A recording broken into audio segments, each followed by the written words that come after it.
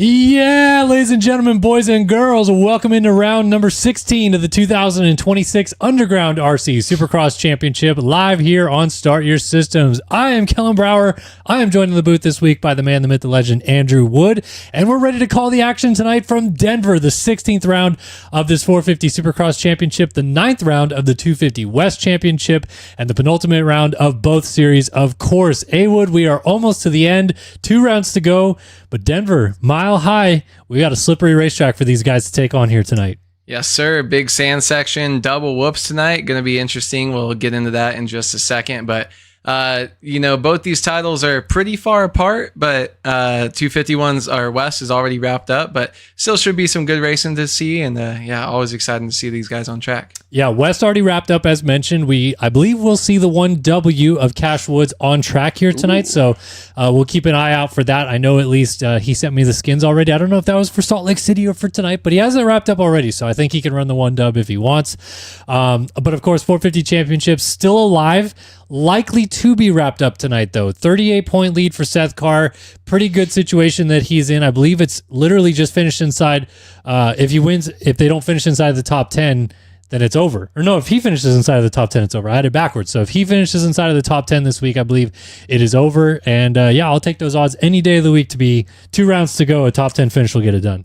Yeah, I mean, it's pretty much done. We were kind of looking last week, okay, it's got to be a tragic finish for him to even have this thing possible to keep going till the end. So it's basically wrapped up, and we'll just see what he can do. I think tonight is just going to be no pressure for him. I think he's going to come out and just try to dominate these guys and just show him why he's the champ and try to clinch this thing early and maybe have some fun at the last round. Well, speaking of domination, that's what he tried to do in qualifying here tonight. Fastest, at least so far. Looks like it just tipped over the scales here to finish qualifying for that hour format that they get to qualify. And he does go fastest at a 48.968 over Braden Carter, Ryan Chelsea, Braden Tharp, and Cade Madley, a couple of the, all 3 of our 250 East competitors there in the 3, 4, 5 positions. So great to see that. But does seem like if anybody's going to stop him tonight, it would be Carter. But as we mentioned, got to win and got to hope for a lot of luck out of the 6. Yeah, I mean, even if he misses, he's 38 points up. So even if Seth Carr misses the main event, he's still got to do the same thing next week, would be finish inside the top 10. That's if Carter wins. So, I mean, it's pretty much done and dusted for. But Braden Carter, I think, does want to go out there and show what he can do and trying to just kind of keep proving himself. He's just had a rough year and wants to go out there and try to show, hey, I can be the fastest too when I try. Yep, defending champion Colby Eaglin. He is down the list a little bit tonight. P12 for him in qualifying. Get a look at where some of your favorite competitors are on the track here tonight. Remember that 48.9 was your top time. A lot of guys in the 51-second range all the way down to Spencer Turley there in 34th.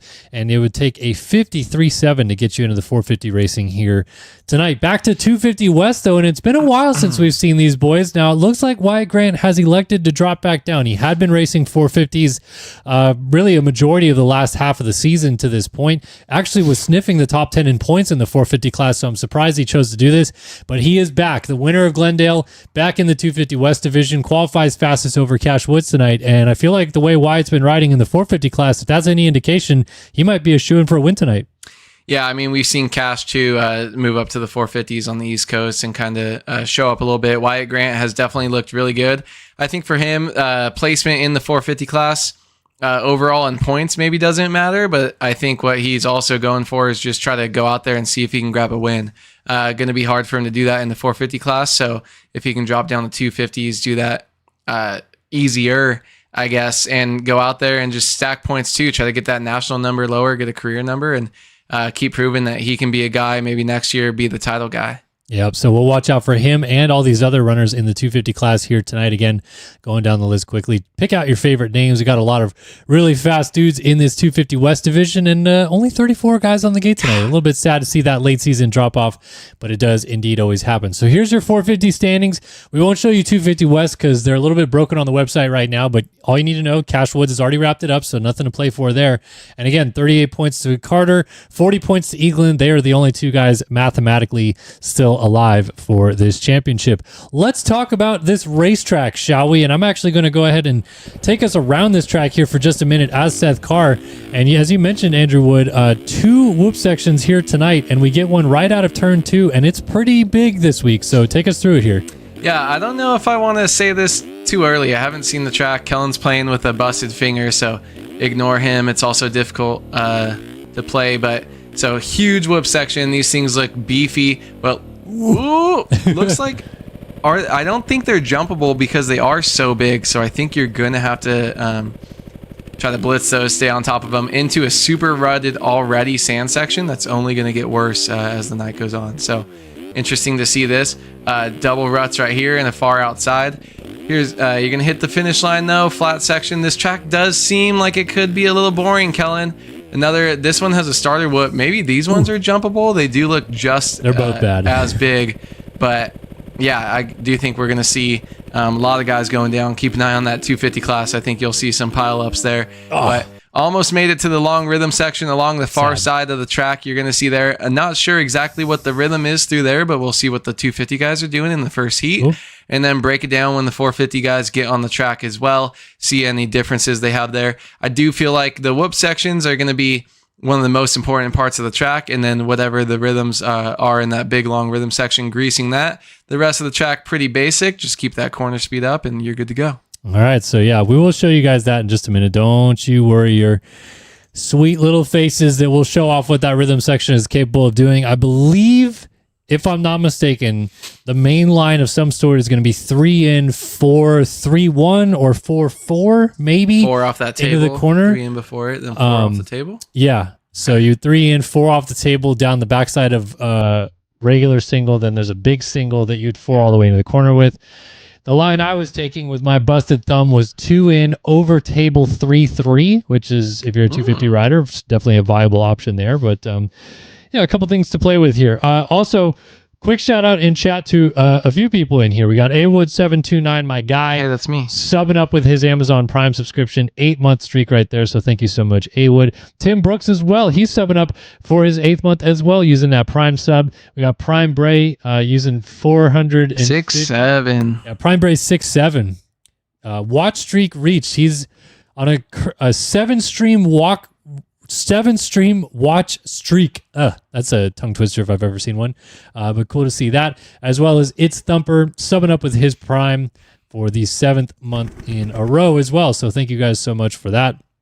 Appreciate the support. Is Matty B racing again? Someone just said his name in chat. I actually did not see tonight. We will keep an eye out. I mean, he made the mains. He made the main last week and almost got a top 10. I was gonna say I could hear that from over here. Turn it down. It should be better now. It's okay. We always try to be better every day. Okay, now it's time to get ready to go racing 250 heat number 1. Also, quickly, if Lane Burks is here on Twitch, your score bugs are broken for some reason, my guy. I tried to open them and it's like a browser error or something. So the bottom score bug seems to work fine. So that's fine, but your stat bug, we've got a host error or something. So just keep an eye on that, if you will. And yes, the 1W is indeed on the gate here tonight. You see that 5 gates from the inside. That is your newly crowned champion, Cash Woods, on the 1W. It is time to go racing a mile high in Denver. Let's go racing 250 heat number 1 is off and running. Top 9 go to the main event. Everybody else to the LCQ, and we're looking up the middle. Dylan Dallaire gets there first, and he will lead them through. It's Dallaire with the early lead, Jackson Vick and Ryder Dorigo right there behind. How about those neon green and yellow boots out of Dylan Dallaire as Jackson Vick goes for a ride, and Dallaire looking spicy out front. Yeah, I do. Vic down hard in the whoops. I do really like those boots. Makes it easy to find him on the track too, Kellen. That's always a bonus for me when you can spot those guys. Really helps me out here when I'm half paying attention. But Evan Cormack in that bright yellow gear with the pink boots right behind him as well on the Underground Films or CZ Films Underground RC ride. He's going that triple quad. Ooh, still tries to go for the triple. He does get that, so maybe we see a quad out to the outside if he's hitting that from a case. And then Ryder Dorigo right behind him, and Cash Woods on the 1W chasing them in 4th. Gonna need to look for some lit kits here tonight, I feel like, with how many guys are showing up in the vibrant gear. Ryder Dorigo right there for the Phil Ski and Snowboard Honda program. coming through in third place early on with a good start. And there is your newly crowned 250 West champion, Cash Woods. 1 dub, looking sharp out here. Sneaky lit kit, too. It is a sneaky lit kit. The all white, hubs, little red on the hubs, jersey, too. Red on the jersey, red on the plate, 1 W, and red on the goggles. Ooh, big pile up here. That was Cormac, I think, trying to go for the race lead as Dorigo had taken it over, but it is going to be Dallaire back to the front. Woods now in the second, and we are starting to see, I'll tell you, man, the whoops at the beginning of the season, I should say, were huge problem areas for our 250 riders. I mean, they were making a lot of mistakes in them. Yeah, and look at that. Cash Woods the inside. Still gets the inside on the quad out.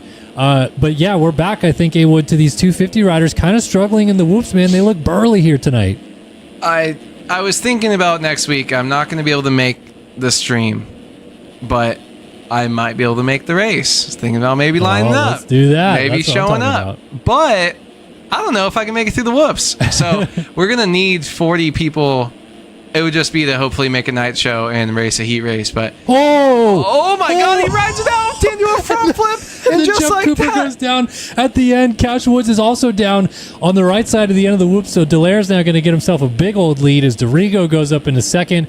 Caden Wharton now into the 3 spot. He's got a new controller out here tonight as well, so he's goofing in the 3 spot. Cash Woods now goes to 4th as they're hopping their way through the whoops. J.R. Ray is 5th, Jeff Cooper 6th, Jackson Vick 7th. Evan Cormac has slipped back to 8th, and Christopher Harris comes through in 9th. I think that was our answer about whether or not the whoops are going to be a problem tonight. Yeah, I mean, 2 of your top guys going down right there.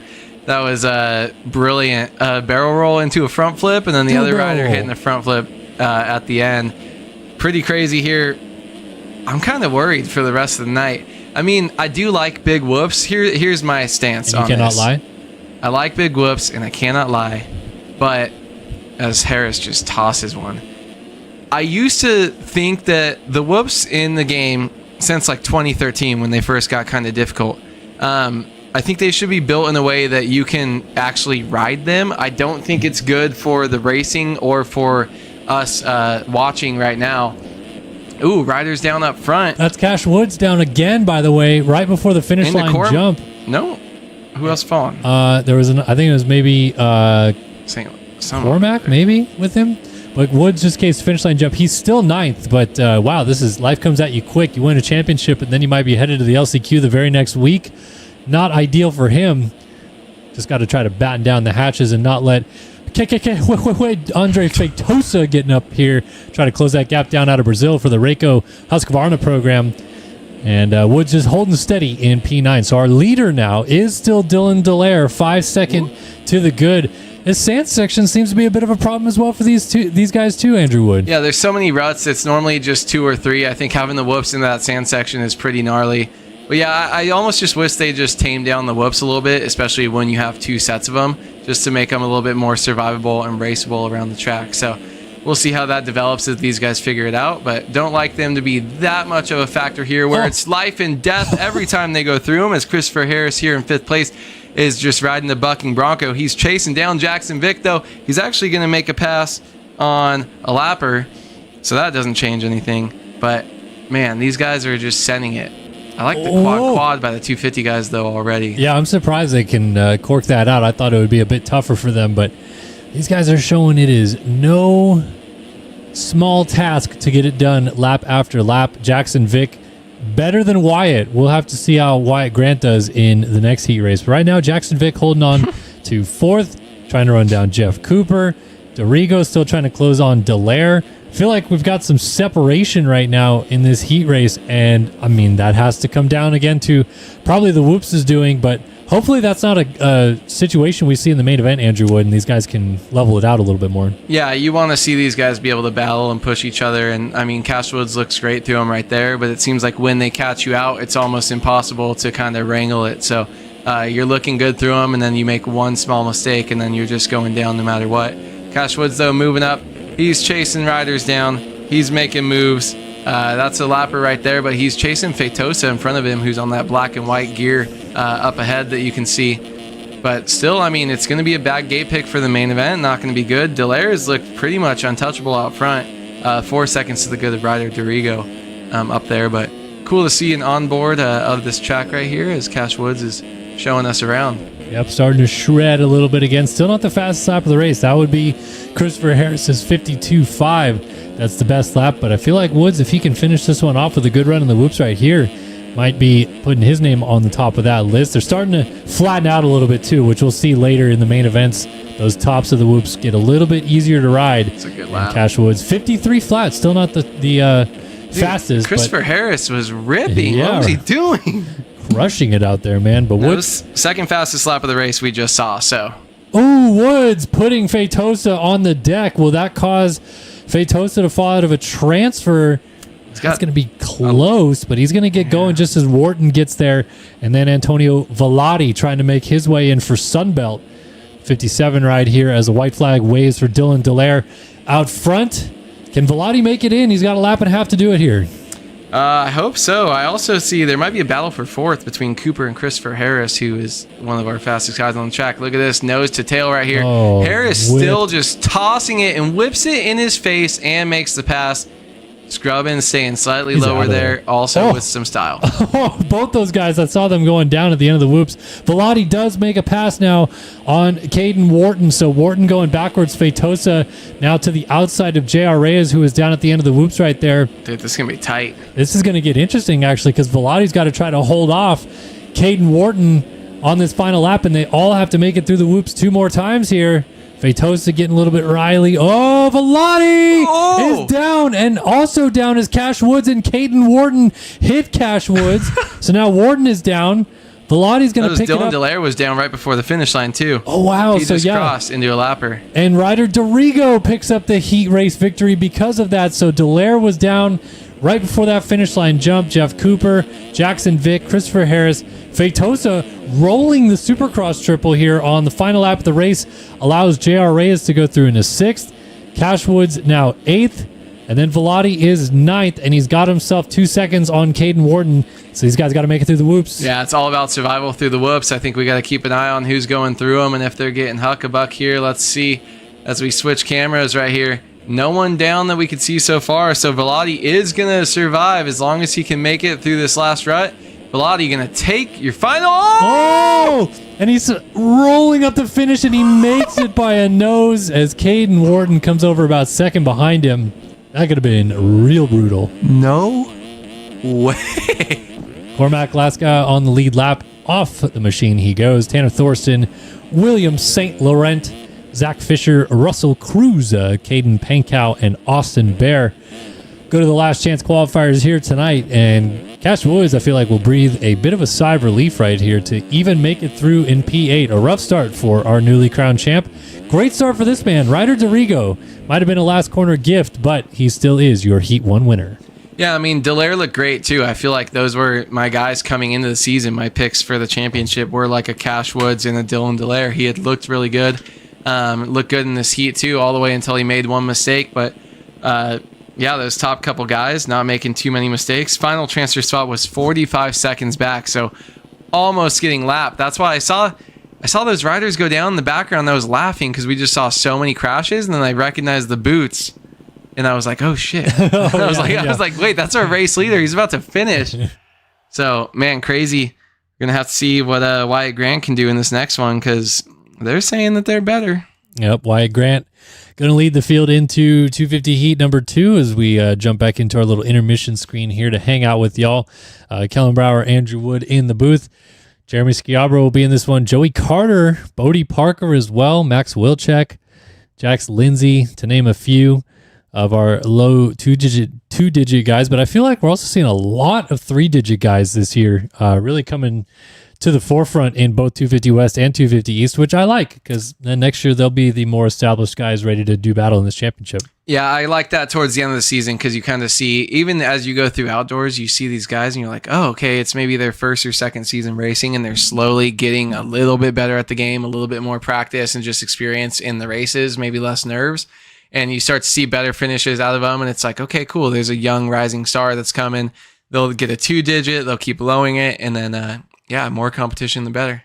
The more competition, the better indeed. And of course, outdoors coming soon. I think as of right now, we are unofficially going to be in for the first 3 outdoors for sure. We'll keep you guys updated on any news that we have from there, but we're going to try to work out a deal where we can either maybe switch off streams or do something like that so we get you guys coverage for all of the 2026 outdoor campaign. Can't wait to see it. Can't wait to see whether or not someone can knock off Seth Carr in the outdoors. He was excellent last year as well. Start doing some throat exercises for some solo streams potentially. But yeah, I mean, freaking outdoors, 4 hours of racing. It is a long night program when we get to Pro Motocross here in a couple weeks. It'd be me, a 12-pack, bottle of whiskey, and you guys. All right, here we go, folks. 30 cars going to go sideways. These guys are going to rev it up and drop the gate. 250 Heat 2 from Denver. Let's go. Ooh, huge jump off the inside. Couple guys getting tangled, and it's going to be Joey Carter alongside his teammate Devin Johnson to the outside. But it is Carter up the inside on the 20. Gets the stats guy whole shot. Dr. Do Racing out front. 1-2 is Devin Johnson going for a ride on the right-hand side of the whoops. Loses that position. Wyatt Grant shoots through into second place on the 27. And now it's a bit of a chase as Devin Johnson shoots back into second. They're going side by side over the finish line jump. And Wyatt Grant makes that pass stick into second place. Man, pretty clean start, all things considered. Yeah, I mean, you never see this many guys up through that treacherous whoop section. I mean, now we're seeing riders going down, 2 in the back there, but Wyatt Grant had a wild ride through the sand section, but able to put together a pretty clean first half a lap here, chasing down Joey Carter. And would you be surprised if I told you that Joey Carter just got every hole shot? Because it seems like that. Such a good starter there. Him and his teammate, amazing jumps there with Devin Johnson. And you could just tell with that bright helmet that he's got. I don't know what's going on, but looks like a shark. It's got the shark fin, but he looks like a shark to me. I think it's Fox gear with the fin helmet. It's a pretty clean look, and I'll tell you what, nothing feels better. Nothing feels better than hole shotting a heat race. I mean, you just feel like you're on top of the world until that happens. He lays it down. Wyatt Grant lays it down, and Max Wilczek, Woods and Dogs goes into the race lead. Joey Carter now second. Schiabra almost got landed on his. Caden Kepke hopped over him into third place. Also got Jacob Arnbrister back there in the 5 spot. Schiabra, man, he missed like 3 whoops in a row and somehow skimmed out the last 3. So nice job to salvage it right there. Here's the option line, though. That over table 3-3 line. Schiabra up the inside of Kepke. He's going to get back into third place and then wheelie across the start straight, holding that position very nicely. Wheelie. Yeah, I like that. Just a little switch up at the end got me scared there, but Wilczek's in the lead now, just trying to pull away, man. I think he's the guy who's one of my 250 guys who's like all speed but a little bit sketchy, like a wreckers or checkers type of guy. But love watching him ride here. Joey Carter had a great run through the whoops there. And front end lock forever into the sand. Couldn't get that thing wrangled back under him, so Schiabra is going to go through. Now he's going to have pressure. You see that purple gear right behind him. Made a small mistake in the corner, so he's got some breathing room. That's Wyatt Grant with Caden Kepke chasing behind in 4th and 5th. So these guys trying to move forward, chase down that Dr. Do Racing machine. Small mistake by Kepke there. Wyatt Grant goes back in front, triple, hits the quad, goes for the last one. He cased this last time around, throws a little Oppo Steez into the inside, and keeps on moving on. I feel like he cased it, so he overcompensated and kind of OJ'd it this time a little bit too much speed right there. Kind of funny to see that play out in real time. But yeah, now up to 4th, starting to charge his way forward, 6 seconds off the race lead, as it's still Carter, Schiabra, and then Wilczek up ahead of him. These guys seem like they're maybe a bit more consistent in the whoops, at least can make it through them on a more consistent basis. And I don't know if that's just a little bit more track time or if these guys maybe have their settings dialed a little bit more, because it seems like we've had a bit closer racing here in this second heat race. No, for sure. I think, honestly... As I say that. Yeah, Wyatt Grant, he's been sketchy through the second set, though, every time as Kepke's going to get back by him. I don't know if it's like a skill issue, like not even being mean to the first guys, or if it's just the track time as Grant gets back by.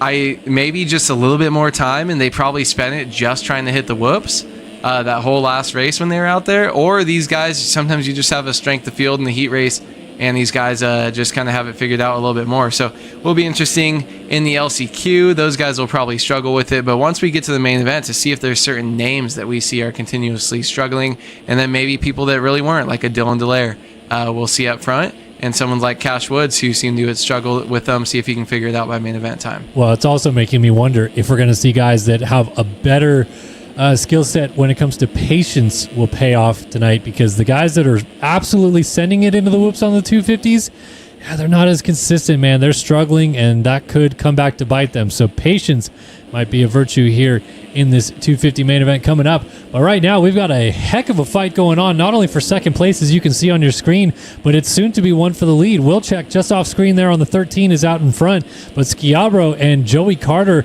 are closing it down on him, and it feels like it's closing down pretty quickly here, Andrew Wood. We might have a three-rider battle, try to win this heat race here before long. 100%. This thing's getting tight, and I feel like some of these guys, you said they are maybe backing down. They are pushing it a little bit less in the whoops, but then I feel like once you get into a battle like this, it can be easy to kind of override your bike and maybe make a mistake. So cool to see these three so close. Wilczek, Schiavro, and Carter all within 2 seconds of each other.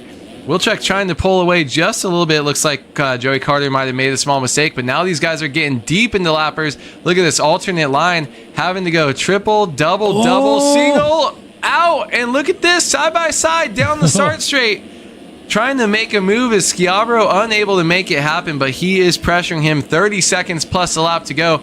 So these guys are going to get at least one more lap. They might even get another... at least 2 more laps. They might even get 3 laps if they get there fast enough. I genuinely thought that Schiavro was going to land on Wilczek with that triple into the corner, but he's going to go for the lead right here. Block pass. Woo! And makes it stick as Wilczek tried to square the corner off. Schiavro read it beautifully to cut back up underneath. Carter and Grant made a pass too. Yes, Wyatt Grant is here in this group, so Schiavro, Carter to the inside takes the race lead from Schiavro, and there's still 2 laps to go as they check in before time expires. Wyatt Grant is right there. 3 riders, nose to tail, going into the whoops right here.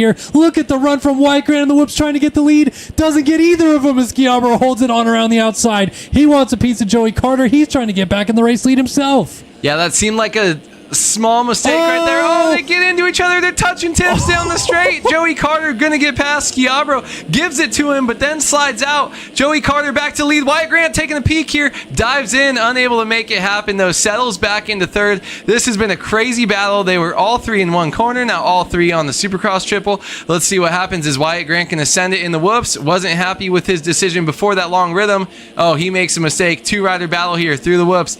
But Wyatt Grant creeping in the background. We've lost touch of Wilczek as he's back to 5th. But this 3-rider battle is insane as we come to the white flag.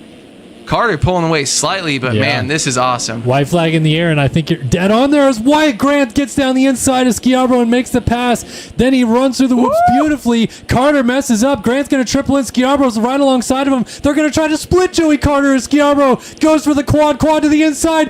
Oh, he goes outside as Carter defended the inside and holds on to the race lead, but Schiavro's still right there. And Carter, oh my goodness, that was wild to see him cross that line up and not get landed on. Oh, Grant lays it out in the corner a little bit sideways.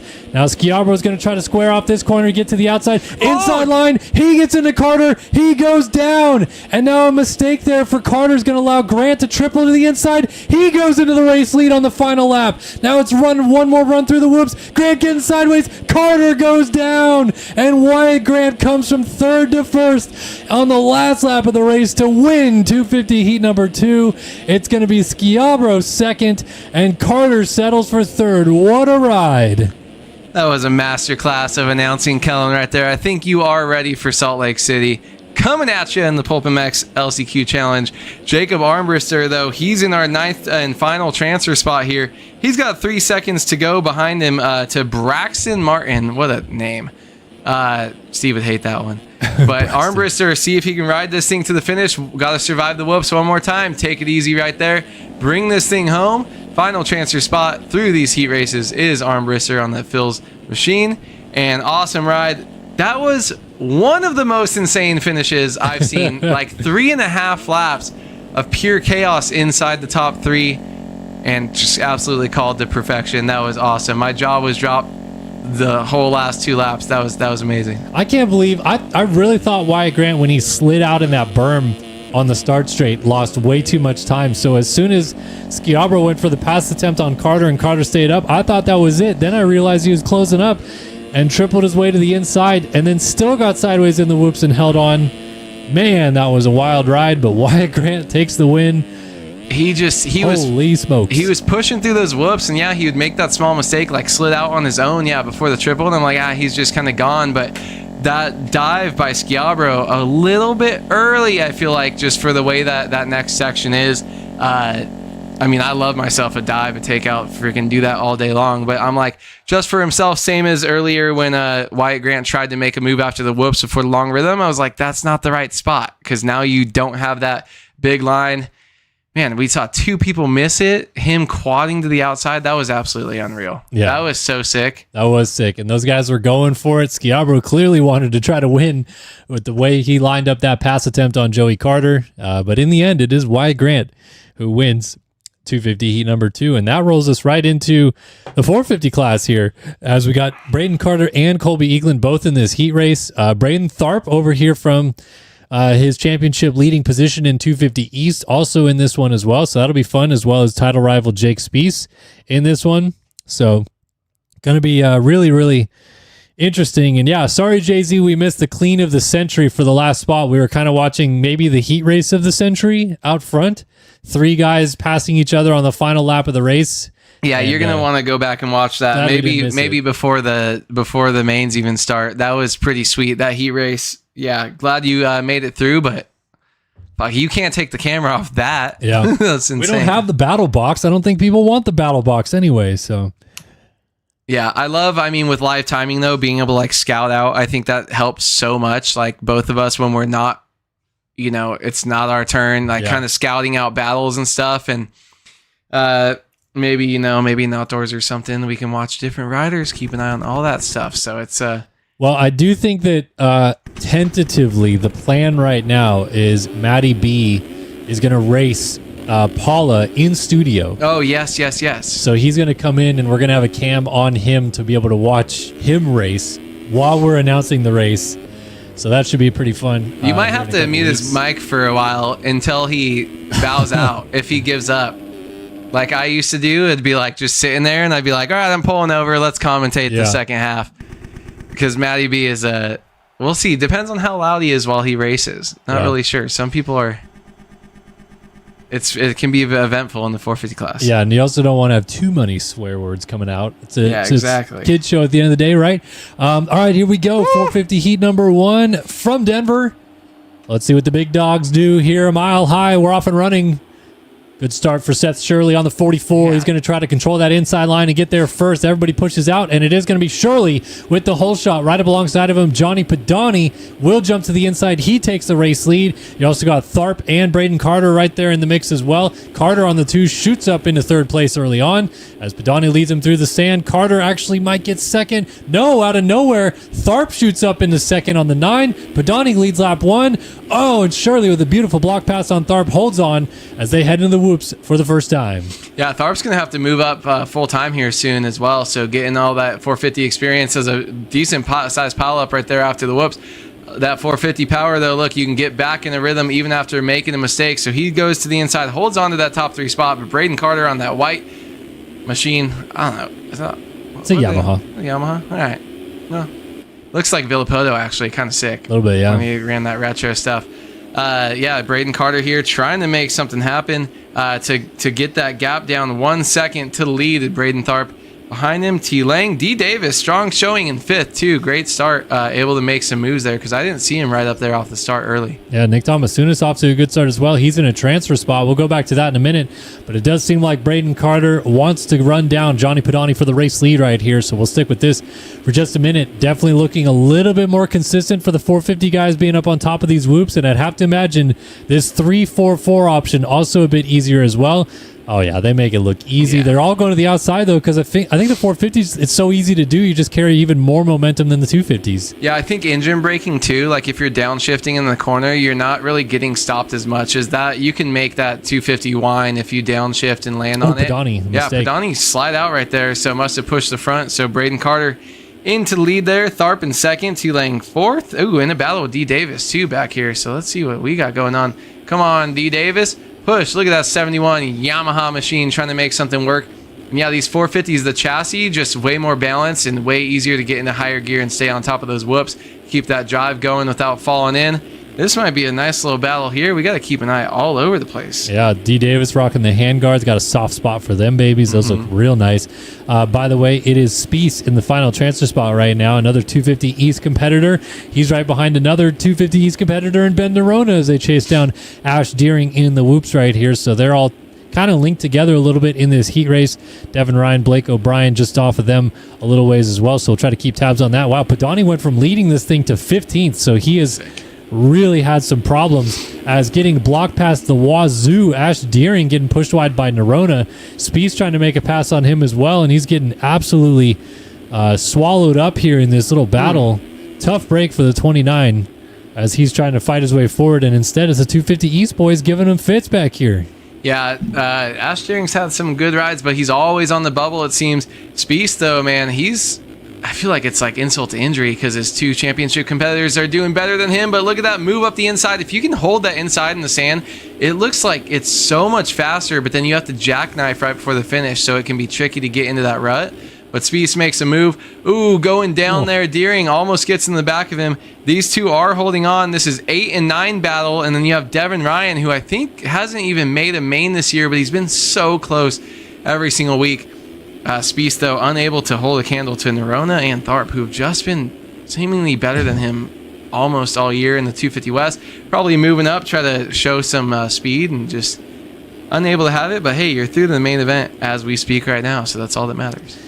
Yeah, and of course, these guys jumping back and forth from 450s to 250s seemingly every other week is a bit of a tough challenge as well, so good to see that they're making that transition well. Still a great fight here. Lang, Shirley, Eaglin pretty much nose to tail in a fight for third, and not too far off of the race lead right now is Tharp trying to run down Braden Carter, so we'll try to get back to that battle in a minute, but here comes Eaglin with that quad option. Let's see if it works for him. He doesn't go for it. If he got the inside, he might have made it, but he did not try to do it. Still stuck behind the JIBR.co Cowie duo of T-Lang and Seth Shirley.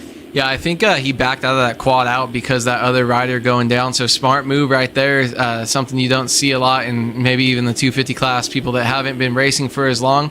These guys, for the most part, know when to pull out of a section. So smart move by him. But look how close these teammates are riding on these Cowies. Looking good, tracking through the whoops. This is a sweet little battle here. All of them going for that very inside, and yeah, you can tell no one gaining any time when people miss that inside route and push wide. Nikki T being they miss and lose a lot of time. Nikki T, good lapper there. Ooh, Eaglin. Down hard. Eaglin drops his front on like the third whoop and goes flying. Oh, and his teammate Spieth going down right beside him, basically. Ash Deering coming by. Deering going to go by, and here comes Devin Ryan. He is in. He's up to 8th now. Here comes Chase Blakely as well through the whoops as D. Davis has slipped back. So now Spieth's on the bubble. Chase Blakely trying to close that gap down. Do want to give a shout, though, because Tharp has taken over the race lead as Carter went down somewhere. 4 seconds now back. He must have went off the track or maybe a little slide out. Not a full legs off, but he is slipped back to the 4th position, and now a little bit of work to do to try to get back there. Trying to lap Nikki Thomas-Sunis as well. Weird mistake, though, to allow Tharp into the race lead. Yeah, definitely not a big mistake right there. Big mistake right there, though, is Braden Carter cases that he's got Ben Nerona going up the inside, puts him into the Davalos bales. I think I was distracted by a baby and a fan, but yeah, Braden Carter drops all the way back to 5th place after Nerona just leading. Yeah, and he's with Nerona. All right, buddy, can you say...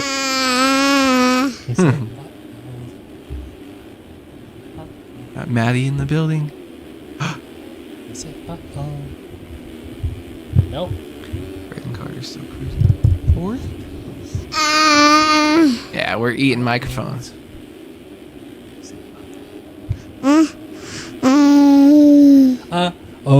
Yep, that was the mistake that Braden Carter just made. That was an uh-oh. All right, and we're back. Got my son ready for bed.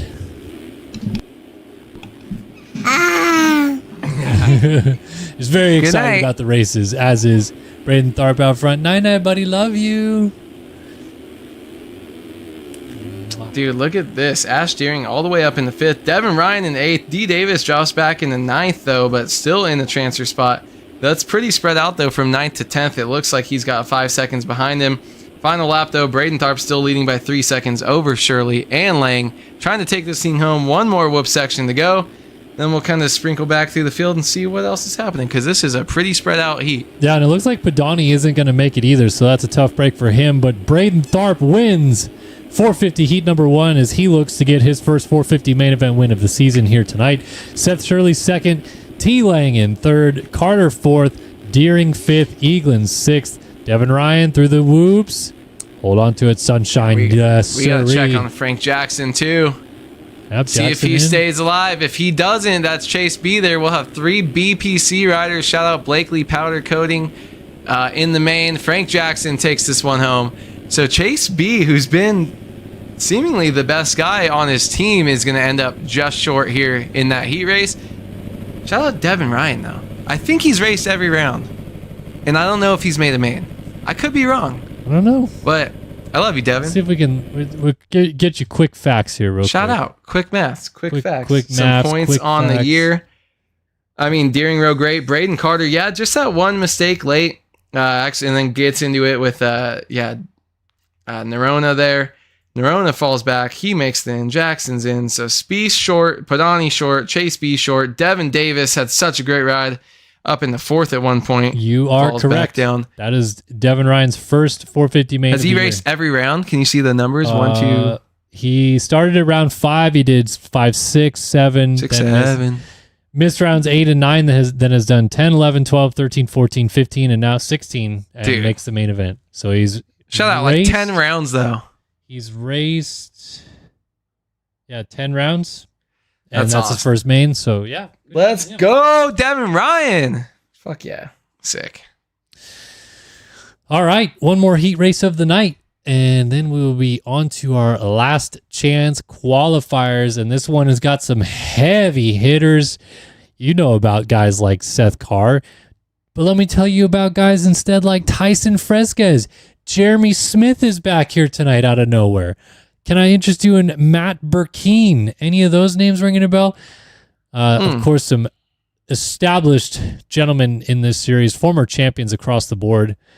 Jeremy Smith Tyson Fresquez won a championship before JS4, but JS4, one of the oldest champions still showing up to race, and he is using his number 4, even though it is not his number this year. Ban him. Sad. Ban him. Who did we say last week could run whatever number they want? Simonson? Yes. Yeah, but ban Simonson, Jeremy yeah. Smith. Yep.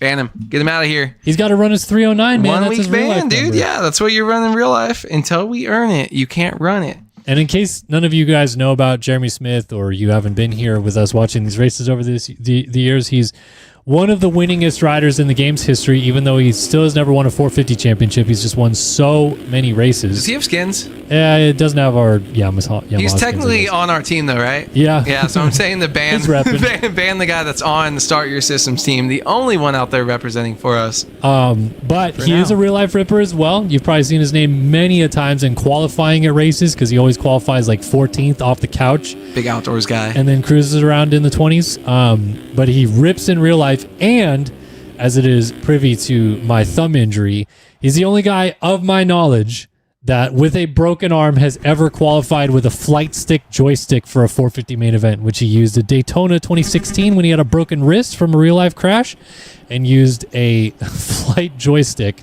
That's to qualify still for the main insane to event. me, but back then, I mean, you could probably do anything Yeah, maybe. and still qualify, but So here we go. It is time to drop the gate. Final heat race of the night. Let's go. We're off and running in Denver, and it's a great start for the 37 of Alec Horn. Another good start for Matt Burkeen to the outside, trying to get through in second. It is Horn with the hole shot. Jack Mark shoots into the race lead. Burkeen's trying to get third. He's going to be right there in third as Alec Horn jumps back to the inside of Jack Mark. They get together, and Burkeen almost takes the race lead, but then he goes a little bit Riley as well, and Cade Matherly takes over the lead. Is Burkeen front flipping? At least not here. Should we wait for the Supercross triple? Oh, it's Dickerson. I had it wrong. yeah, it's all right. We should hold up on the Supercross triple because I'm sure we'll get a front flip no matter what position he's in. If not, we could do a style check here because who cares? Who cares? This championship is...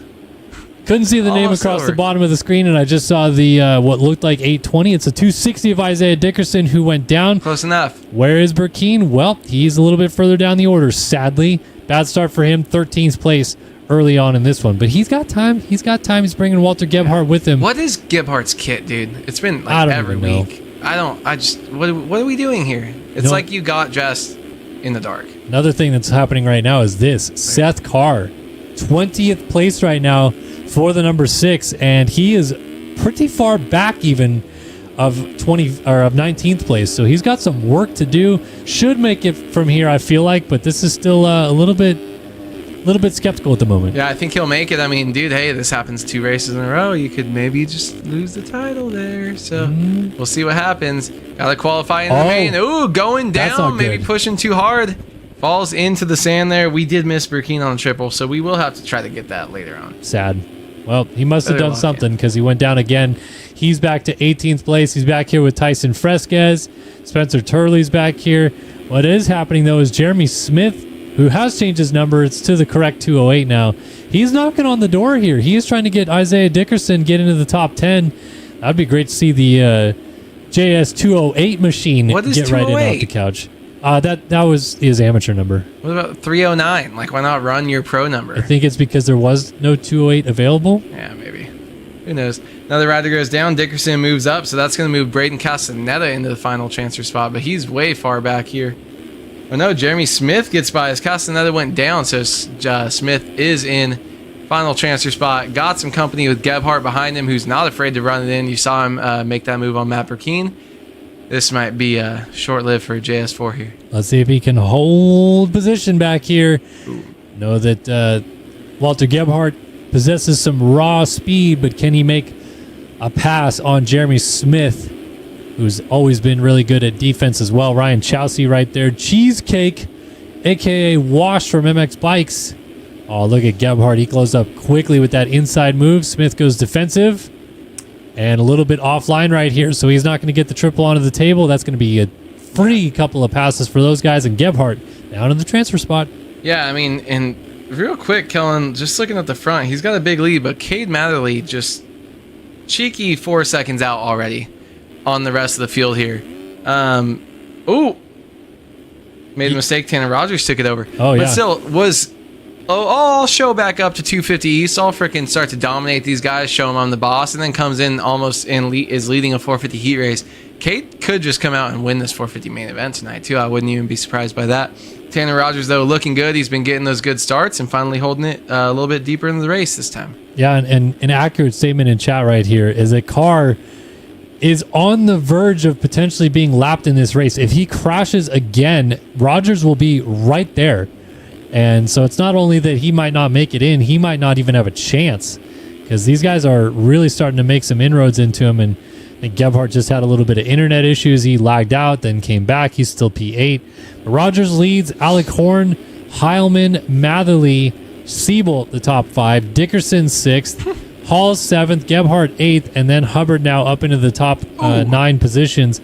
Jeremy Smith just laid it down after the finish line jump, so he's going to lose a few positions, including Castaneda going down all over the place. Dude, he just fell like 3 times in 3 seconds. Jeez, these guys are making a mess of this back here. All just, right on the verge of making it in, too. Car's down again. Oh, my God. He is down again, and that should be it. Yeah, he has been lapped. Or has he? No, he has not. Sorry, he was in the wrong lane. Man, this is weird. And he's down again on the finish line jump. Is he just... I'm like, is he trolling and trying to like make it like, oh, I got the LCQ, I'll win? Like, is something wrong? Did he give his little brother the controller? Gummies? Yeah. Like, that seemed almost on purpose the way he hit that finish line jump. I'm not trying to call him for throwing, but like, what's the point? Like, why would you want the championship to go to the finale? I don't know, because it's still not like even close enough to make it exciting. Like, obviously I want it to be exciting, but like, if you just have to finish 10th or better, like, you're Seth Carr, dude. You could do that in your sleep. It's almost like we need you to get 3rd and you're in 22nd, and it normally you still do better than that. So, kind of interesting ride right here. Yeah, Battle for lead, though.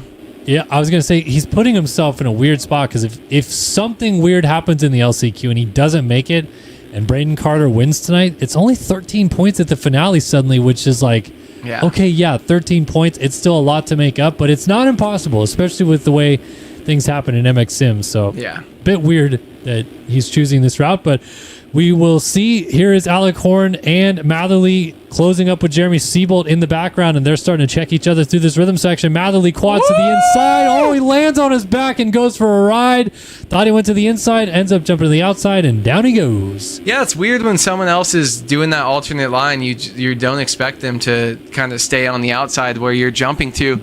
Cade Matherly pretty much did all the right things there, and you could see him the second he left the lip just start humping that bike, knowing he's going to land on him, and yeah, kind of bit him right there. So Horn now 3-second lead over Seabolt. He's just trying to ride this thing home. 1 lap to go as we come across the finish. He's on the white flag. Ahead of Seabolt. Matherly still in third after that crash. Heilman, Dickerson, Hubbard, Rogers, Nygren, and Ryder Bednar now top 9. Yep, so white flag is out. Seth Carr is absolutely not going to make it into the main event out of this heat race, and he's also going to have a terrible gate pick for the LCQ, so we'll see in about 25 minutes time whether or not he does make the main event, because these LCQs will be coming up quick. Alec Horn trying to do a victory lap here, though. Still 2 seconds to Seabolt, but I feel like if you're Horn in this position, you're just trying to think about making it through the whoops, and you got this. Yeah, I agree. I think it looked weird. He looked like he came off that triple. So weird. Yeah, it's just like you're in survival mode. You know the parts of the track that are the hardest for you, so you're going to slow it down here and just kind of hit your marks. Take it easy, though. Obviously, Seabolt's pushing in the background. Not going to be enough. Too little, too late. Alec Horn takes us home. Alec Horn wins 450 Heat 2. Seabolt over the line in second with a really sick underflip whip thingy. Matherly third. Heilman P4. Hubbard going around Matty B down in the whoops right there is in fifth. Oh, and getting caught up on... it wasn't Matty B, it was Dickerson. Matty B goes by. So Dickerson's down in the sand. Rogers getting pushed back a little bit. Gebhardt now gets into them as well. Or no, Gebhardt is coming through the whoops. Rogers has got to get this thing turned around. Here comes Walter Gebhardt for the position. Gets into the flying saucer and goes down. So Rogers makes the main event. Gebhardt just misses out. And Cuts will correct course with that as Rogers does make it in. Wow, that was chaotic, to say the least. That was random right at the flag. Yeah, that was so weird, especially for Gebhardt. Like, I think you see the rider down, you're like, oh my God, I need to go. And just went a little too far inside, a little too hot. Made that mistake and unable to bring that thing home. Kind of crazy. You're just given a gift at the very end and you can't make that happen. Bummer for him. Oh, my back is killing me, Calvin. Oh, man. Get a pillow over there, man. Put a pillow underneath or something, you know? Come on now. I love putting a pillow underneath. Yeah, that's what I'm talking about. All right. We got the 250 LCQ coming up next. I'm going to throw us back into our intermission screen, and I'm going to grab myself a beverage since you just... Sorry, I should have... Here. Oh, you're good. No. All right, dude. You're fine. Guest of honor tonight. You're fine. It's my last race ever. Ever. Never come back in studio. You can't keep me down. It is Andrew Wood's last night in studio, at least for a little bit. Well, I got to crack this thing open first. I got... I have one on my desk. I don't know, dude. Here. Where'd it go? Andrew Wood just got himself a new job. Moving to LA. I hate LA. LA does suck, but congratulations, buddy. Cheers. Cheers. Good season. Calling the action. Good season. We made it for more than half the races. We're back. But I'll have my own place. We could do duo streams. I'll have face cam. We'll be rocking. We got some action. We'll make something work. Yep. So some sponsors. But we'll figure something out. Obviously, we'll do something fun for outdoors. And now we're drinking 805s, baby. Fresh. Fine. Shout out the Valley. The Valley, yeah. What do you? So when someone says 805 area code, like, what's the first thing you think of? Not beer. Just I think of Simi. Just like I don't even know. Simi's 805, right? Just all those guys. I think of all the kids like that I would shoot at the track, like that were friends that were from up there. Like what's Corona 949? 951. 951 used to be 909. But like all the Simi and the Santa Clarita, like where Justin is, all those. Yeah, I got you. I got you. All right, here we go. It is time for the LCQs. 4 riders make it in. 17 on the gate. Let's find out who they are. We're off and running from Denver. And it's a great start for Daycare on the blackout Husqvarna. I don't know who that is, but he's going to grab the whole shot. Devin Johnson up the inside, takes over the race lead. Braxton Martin right there as well. Who is Daycare? 240. I feel like that's not allowed. Someone said Daycare in chat earlier too, and I was like, oh, yeah, it's so... I don't know. It's Edwards, something Edwards. But I don't know who that is. Devin Johnson, Edwards, Braxton Martin, and Dylan Roper in the 4th spot. Tucker Zimmerman back in 5th, trying to fight his way forward. So already a bit of a gap early on here. How about Devin Johnson? We have not talked enough about Devin Johnson, Awood. This is an OG right here. You and I raced him probably in the 250 class back in 2012 and 13 and all this stuff. And I feel like he used to ride a Suzuki, right? He was like 122 or something. That was Matt James. Devin Johnson 178. He was on motorsport.com Honda with Brina. Okay. And all those guys. Yeah, I remember the name. I almost like felt like I like knew him in real life or something. I'm like, why do I feel like I know that name every single round? Oh, gets sketchy through the sand. It stops, takes out the rider behind him. That was Daycare. Yep, that was Dre Edwards right there. So, wow. Zimmerman in 2nd, Dylan Roper in 3rd, and Daycare in 4th. This is your top 4 right here. Through the whoops, but getting sketchy here. I think this is going to change so much. I think 2 of these 4 transfer, maybe. Maybe, okay. So Dre Smith back here wants to get to Dre Edwards. I didn't realize that Dre was a popular kid's name these days. Congratulations to all the Dre's out there. Tristan Powell. I know a woman named Dre. Oh, okay. All right. DeAndre. Tristan Powell right back there in the 6th spot. Austin Bear, Russell Cruza also back here battling with each other. So they're having a fight. These 2 guys trying to fight their way forward. And Dre Edwards just trying not to make any more mistakes on his blackout Husqvarna. Yeah, I mean, these 250 guys, they do look a lot better than we saw earlier. Even though it's the LCQ and the whoops, these guys are just kind of cruising through them now. Dre, though, misses the finish line. That was weird. Messed up the rut, then can't even make the finish. Thought he would roll it if he was going to be that short. But getting a little bit closer to Tristan Powell in that group behind him. There's a couple riders right there trying to push Dre Smith, Tristan Powell. So I guess it's only those 2. So these guys actually getting a pretty decent gap. If they can keep staying up in the whoops, they actually might be fine. Yeah, I think this is coming down to basically 6 riders going for 4 spots. And right now, Dre Edwards is in. Will he stay there? That is a question that we are going to wait and try to find some answers to. It's still Roper and Zimmerman. They're having a good fight between each other for 2nd. Always really tough to be in this position, I feel like, because they're going to go into the race lead. Devin Johnson was down. But I was going to say, you're in a transfer spot right here, and kind of comfortably so you don't want to race each other, but also the guy in front of you might be slowing you down a little bit. It's a tricky line to balance, I feel like. Yeah, you got to try to pull away, I think, a little bit. It's just, if you're going to...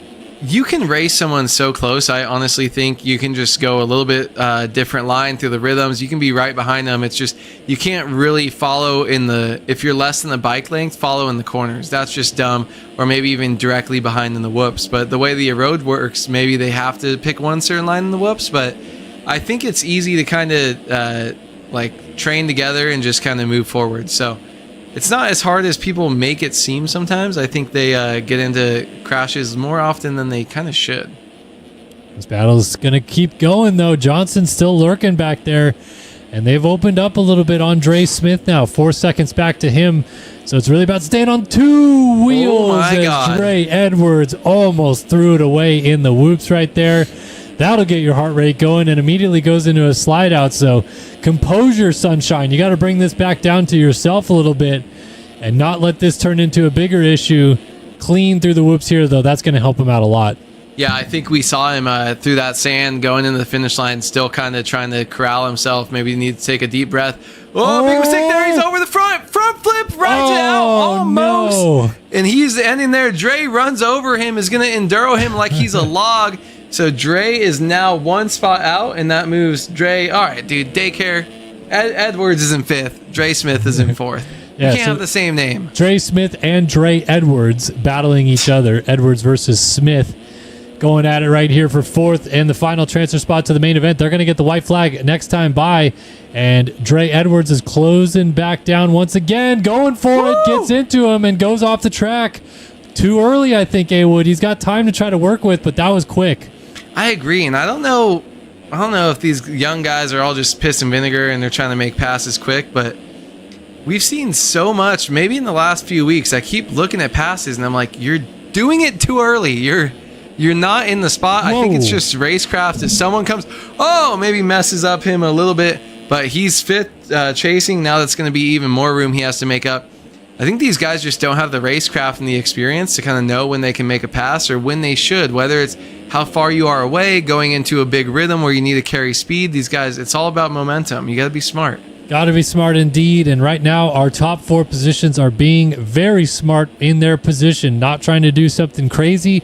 Just make it through this final lap and you are in. And that's going to result in a race victory for this man, Tucker Zimmerman, your 250 LCQ winner in Denver. Dylan Roper second. Devin Johnson goes to the main event in third. And Dre Smith makes it through the whoops. He's going through to the main event right here in P5. Edwards down at the line, going down in the sand, and everybody else behind them going home early here tonight. R.I.P. St. Laurent. St. Laurent. At least he's, owns a pretty nice company, so he'll be all right, I think. Yep. Braxton Martin, Tristan Powell, and my daughter coming in studio to chat. You got anything to say for the people tonight, sweetheart? Matthew? Do you want to sing? Do you want to sing a song? No. Do you want to say chicken banana? Do you want to say... Do you want to say doodle bot bobby da bop ba doo bop bop? No. No. Do you just want to go to bed then? Do you want to say ah? Well, what do you want to say, sweetie? We're just sitting here waiting for you. Well, what was your favorite movie you watched today? Was it Wall-E? Wall-E. You want to say that? No. No. Can I get a hug? I'm sorry you don't feel good. I think it's time to go to bed, though, okay? Love you. Daughter's a little bit under the weather today, so not our usual happiness there, but that's okay. You should have had her when she gets older. Someone said national anthem for the Maine. Just be like, hey, you got to come in, but if you're going to come on stream, you have to sing the national anthem. I mean, I'm down if she would do it. I'm not down. I'm too nervous. It'd be fun for sure. All right, 450 LCQ. Does Carr make it? That's the question we need to ask He's right now. got to. He someone should, said. right? Someone said controller issues. Like what? Like if you're having that doesn't controller just issues, happen. I feel bad for you, son. I got 99 controllers and this problem isn't one. I just wasn't expecting that to come out from you right now. I mean, one, you got to have a backup controller. I feel like everyone always does, but what could be that wrong with it unless you're a rager? I know Monty used to have that's my guy. Monty used to have to get a new controller every other round. He was a big controller meet wall type of guy. Kind of awesome. Kind of respect it. Who do you think has broken the most controllers in sim history? Because I think I have an answer. Does Devin Davis smash controllers? I don't think so. I honestly think it might be Monty. Really? Okay. I just, maybe because I know them so well, like some of the NorCal kids, I feel like those are the boys, and a couple of them would rage. My answer is Dennis Fjellberg. Ooh, was he a controller breaker? I would be in Ventrilo with him sometimes, and he would be like, what the fuck? You just hear some noise in the background. You're like, oh, okay, cool, man. I know people, though, that would be like, you'd just be playing, or whatever, and then it's like, smash, smash, smash, fuck this, and then they just disconnect and leave. And it's like, oh, controller's broken, keyboard's broken. You're like, what are you doing? All right, it's go time for Seth Carr. He's got to make the main event right here, or it is disaster in Denver. Oh, he's going to get pushed wide. He's going to try to force the issue anyway, but he's out there and he's down. He is down dead last into turn number 1 is Seth Carr. A lot of guys getting sideways through the first rhythm lane, but it's Johnny Padani with the early lead. Tyson Fresquez, Caleb Hall's up here, Seth Crotty as well as Walter Gebhardt with a good start. Carr in about mid-pack, and it's trouble time for the 6. Yeah, that's crazy. Look at that. Castaneda going down there in the sand. I think he's down again. Getting into him. Wow. I don't even know how to analyze this. I don't know what we're seeing. You know what I'm thinking?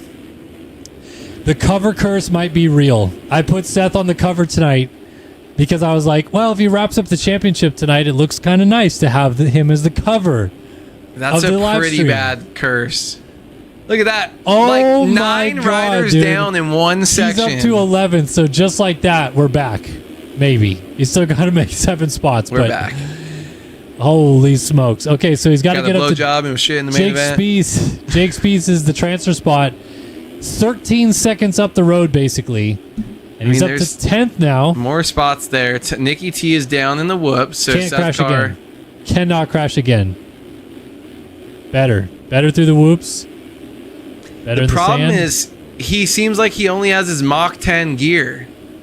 And I don't know, like, when he rides through the pack, like, stay away from Nikki T. What do you, like, okay, good line. Nikki T racing him, though. Yeah, up to but, 9th I mean, now. he should. He's trying to move up and move. He don't care 3 about minutes the championship. Plus a lap left to go. Going for the quad. Going off the track. He saved it. Weird seat bounce. And loses just 1 spot to Nick Thomas-Sunis. I still can't believe he passed like 9 guys in that section. Just a gift from God right there. Gebhardt, Padani, Hall, Spieth. And I do wonder, Spieth, I think maybe just went down. A couple of guys made some mistakes. Gebhardt, Padani, Spieth, Smith, and Crotty making moves in 4th. Into the whoops. Thomas-Sunis getting sideways into him, and he's down. Just like that, alongside Nick Thomas-Sunis. Seth Carr's off the bike. And that might be the dagger. Unbelievable. I still think there's a chance he can make it somehow, some way with all the riders going down all over the place in his elite speed, but you can't even blame Nick Thomas-Sunis on that. When you're riding around in 8th place in an LCQ, it's because you got a bad start. You had bad luck happen to you. You need to put yourself in good positions, whether that's a good heat race, a good gate pick, a good start. Whatever you do, you have to take advantage of it. And a rider going down, it's not like he's a lapper. You're in the same position that he was. So moving, we see him on board here trying to move up. He's in a charging. 1 minute last time. Yeah, he's hauling ass. 10th place though. And let's see, he is 21 seconds off the lead. 4th place is 9 seconds. So 11 seconds up to the final transfer spot of Chelsea. If everyone starts going down in front of him, he's got a chance. Another crash spot of Devin Davis. He moves up to 9th. Here is your transfer spots, by the way. It's Johnny Padani leading, Walter Gebhardt 2nd, Jeremy Smith 3rd, Seth Crotty in 4th right here. So that is where Crotty is. Now, where is Carr? Wow. So he's already gone all the way up to 7th. Hall and Spieth are still between him, and he's making little mistakes right here, but he's about 9 seconds now behind Crotty with probably 3 to go. I don't know. It's going to be tough to get there still. We'll see. We will see. He's sending right now. He's trying so hard. The thing is, he can't do it on speed alone. There has to be crashes. It's not... I don't think you're not fast enough to make up 3 seconds a lap on these guys. I think it's definitely... I mean, Gebhardt just ran the fastest lap of the race. Seth Crotty's got good pace in 4th. He's one of the fastest guys on the track. Like, I don't know. Seth Carr, fastest lap of the race, 50.0 last time around. So he's working for it. 7th place, only a couple spots to go. 6 seconds towards Crotty, 38 seconds plus a lap to go. He's definitely ripping, man. He can do it. It's just caution to the wind at this point in time, but he's still got to make some passes on guys that will not want to let him through. Now, Spieth, I think we'll just let him go. I think Spieth would just let him have the spot, but I don't know that anybody else is really in the position where they want to let him go. Spieth is in his own 250 East title fight. He doesn't want to impede his teammate necessarily. Unless he's really good friends with Gebhardt, too, who will drop at a 3rd to get him in and let him... Because if he gets in, it's a guaranteed clinch. That's the championship. So this 4th place This is not racing in the main event for your title. This is the race for the championship here. Just like that, Seth Carr comes across the line. 2 to go. Another fastest lap of the race, 50.007 instead of a 070. 4 seconds off the final transfer spot with 2 to go. Some riders down. He's going to jump into 6th, and one of them was Gebhardt, and another was Spies. He's into 4th, just like that. He's into 4th. Gebhardt is now behind him. No way. I cannot imagine Gebhardt's going to try to pass him. Jeremy Smith was one of the guys that was down, so this should be safe now. I don't think his teammate will pass him to try to make the main event. That's insane. So it's about staying on 2 wheels here for 2 more laps, so really a lap and a half, as Padani, Crotty, and Hall are still up ahead. White flag for the race leader. Carr's got to try to hang on as Caleb Hall gets sideways in front of him. Yeah, I mean, all these lappers, though, any one of these guys can go down. He can run into him, and then that's it. So, yeah, got to just kind of watch out, stay safe, keep your eyes up ahead of you in the whoop section. Look at these guys Caleb going Hall. Sideways. Yeah, just like that. Caleb Hall could have easily gone down, taken him out. I can't believe there were 3 riders down there last Gebhardt's lap. passing him. Gebhardt's quadding by him. Maybe doesn't Caleb care. Hall. So Caleb Hall loses 2 spots. Well, he loses 1 spot, but now Carr's out of a transfer spot. Caleb Hall is in. Does Caleb Hall try to block Carr? He is. He's not giving up. This is close. Carr's going to try this outside. Caleb Hall goes inside. Defensive. Rider down on the outside of the triple with Seth Crotty. That's enough to get in if Carr stays on 2 wheels. Crotty was down. So it's still going to be close, but if Carr stays on 2 wheels, as Caleb Hall gets sideways at the end of the whoops and Carr has to slow down, he almost runs into the back of him, but it's not going to matter. Crotty was down. Carr goes to the main event with a 4th place finish in the LCQ. That's the 2nd time he's done that this year. That's insane. And it's Padani, Gebhardt, Hall, and Carr going to the main. So now all he has to do is get 13th or better, right? And he wins the championship? I believe Or so. 10th? One of those. I think top 10. No. So 10th place would be 13 points. So that's what... So that's a 12-point swing. 11th would be 12. No, 11th would be... He's 38 up. He's got to get to 52? Well, he's got to get to 50 points up. It's 25 for a win. When did that change back? Like 2 years ago. Okay. I don't know. Well, there was like, remember the one season where it's like it was changed in real life but not in sim? I think that's what's always fucked me up. Because that was really difficult to do. Crazy that just happened. Or Supercross and outdoors too. Weird. Carr does make it in barely. 3 seconds was his only gap. Another mistake, another crash, something like that, and your championship leader would not have been in the main event tonight. What's crazy about that is he wouldn't have been in the main event, and he technically would have still had a chance to clinch, because Carter would have had to have made up 13 points tonight anyway to keep the championship alive. So Yeah, Carter so Carter would have have had to finish that 10th place position. Basically, so... Where's stats guy when you need him? He's trying to run the race tonight, I believe, which is tough for us. But that's so you okay. think if he runs the race, then I don't even have to qualify next week? He can just put me in a heat race? Well, there wasn't even 40 guys for 250s, so I mean, I should probably try to qualify. I should probably play the game. Okay, well, from that chaos to maybe something a little bit different. We have a championship already wrapped up in 250 West. And so I feel like we're back to mano-y-mano. It's really just about who wants to go out and win this race tonight. Cash Woods would like to win it, but a lot of other guys would also like to win it as well. Schiabro's won one this year, so has Wyatt Grant. Jackson Vick wants to get his first of the season. Joey Carter would also like to get the first of his career. That would be great for him as well. There's a lot of names that would like to win, but... Joey Carter, I think, is going to hole shot. I don't think he has the distance to go... like the consistency to get all the way through yet in one of these main events. At least not on this track. I feel like he was a little too all over the place. I feel like there have been rounds this year where I'm like, oh, Joey could win. I think maybe not tonight, but hey, hopefully he surprises me. We'll see some surprises, I'm sure. It's not going to be a straightforward race. In my opinion, this track has reached up and bit a lot of guys tonight. And as we saw in that 250 heat race, boy, oh boy, we could see some racing to the checkered flag as well. Yeah. Coming up here tonight. I forgot you put your keys in front of me. My bad. It's okay. Everyone was giving their input on who probably broke the most controllers, but then also Saru was talking about Benji streaming bikes and he would do karaoke. I would rather sing Party in the USA than sing the national anthem. Because if you do it just bad, I want to see this. If you sing Party in the USA by Miley Cyrus, sick. That was a good block pass. All right. Well, remind me after the race to watch that, by the way. Okay. All right, here we go. It is time for the 250 main event here from Denver. Round 9 of 250 West, penultimate race of the season. We're a mile high in Denver. Let's go racing. How high? Well, a couple guys almost looping out, and Joey Carter's got a great one up the inside.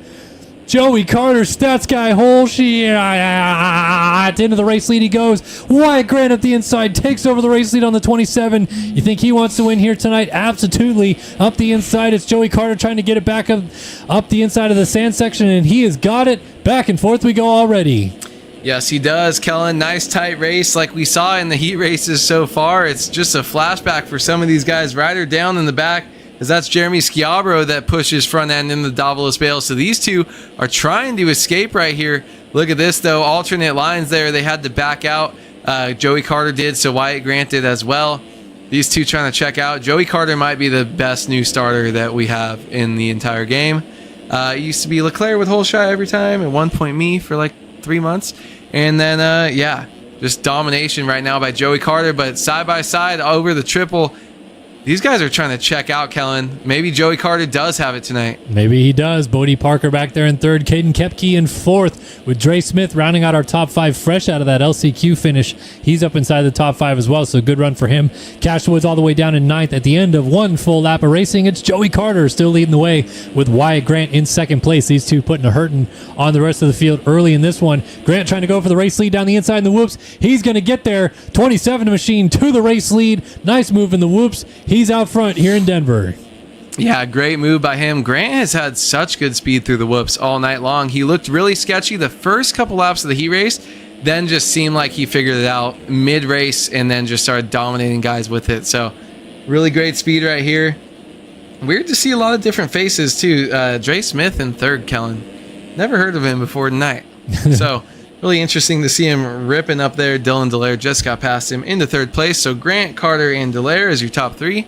Cash Woods back in 6th. Already wrapped up the title. But tonight is for not you, Cash Woods. You got the title. This is for the other guys. Oh. Small track cut there is a mistake in the sand by Wyatt Grant. And the mistake on the finish line is going to get in past right there up the inside by Joey Carter. No mistakes for him.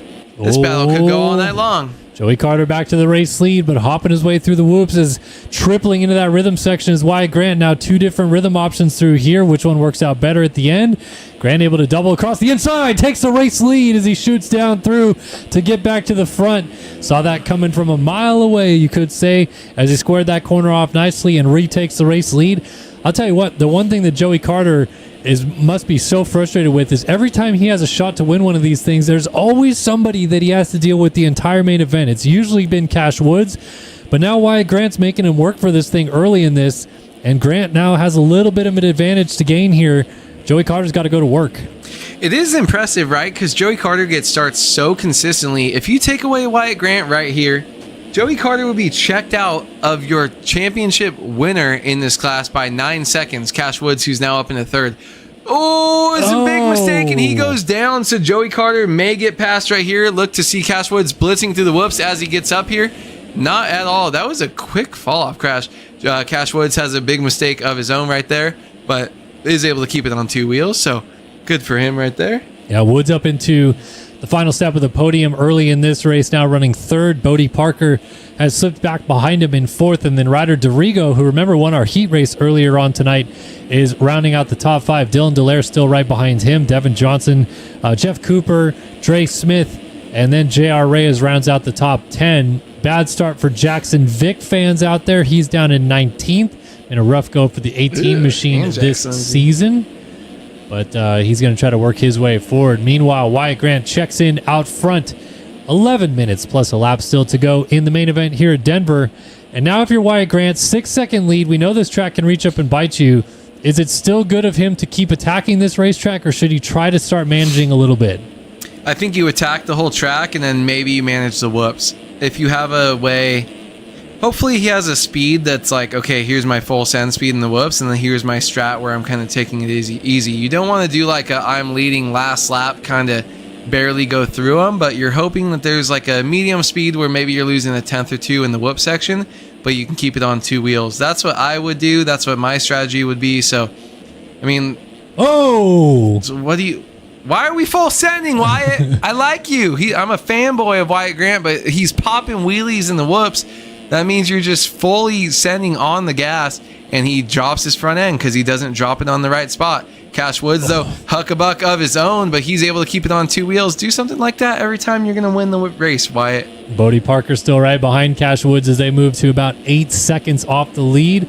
There's a few crashes from Joey Carter. He was in second. I think he got involved with a lapped rider. He's now back down in the 5 spot in the background as Bodie Parker goes for a ride through the flying saucer on the inside line of the track right there. Should be talking about Ryder Dorigo, though. Remember, heat race winner earlier tonight, as we mentioned, but still has not yet landed on the podium this season, I believe. So he's trying to get his first career podium. Could even be a win with the way things are going tonight if Wyatt Grant has a couple more mistakes in him. 56 machine, I feel like, is riding really underratedly good here tonight in Denver. No, yeah, definitely.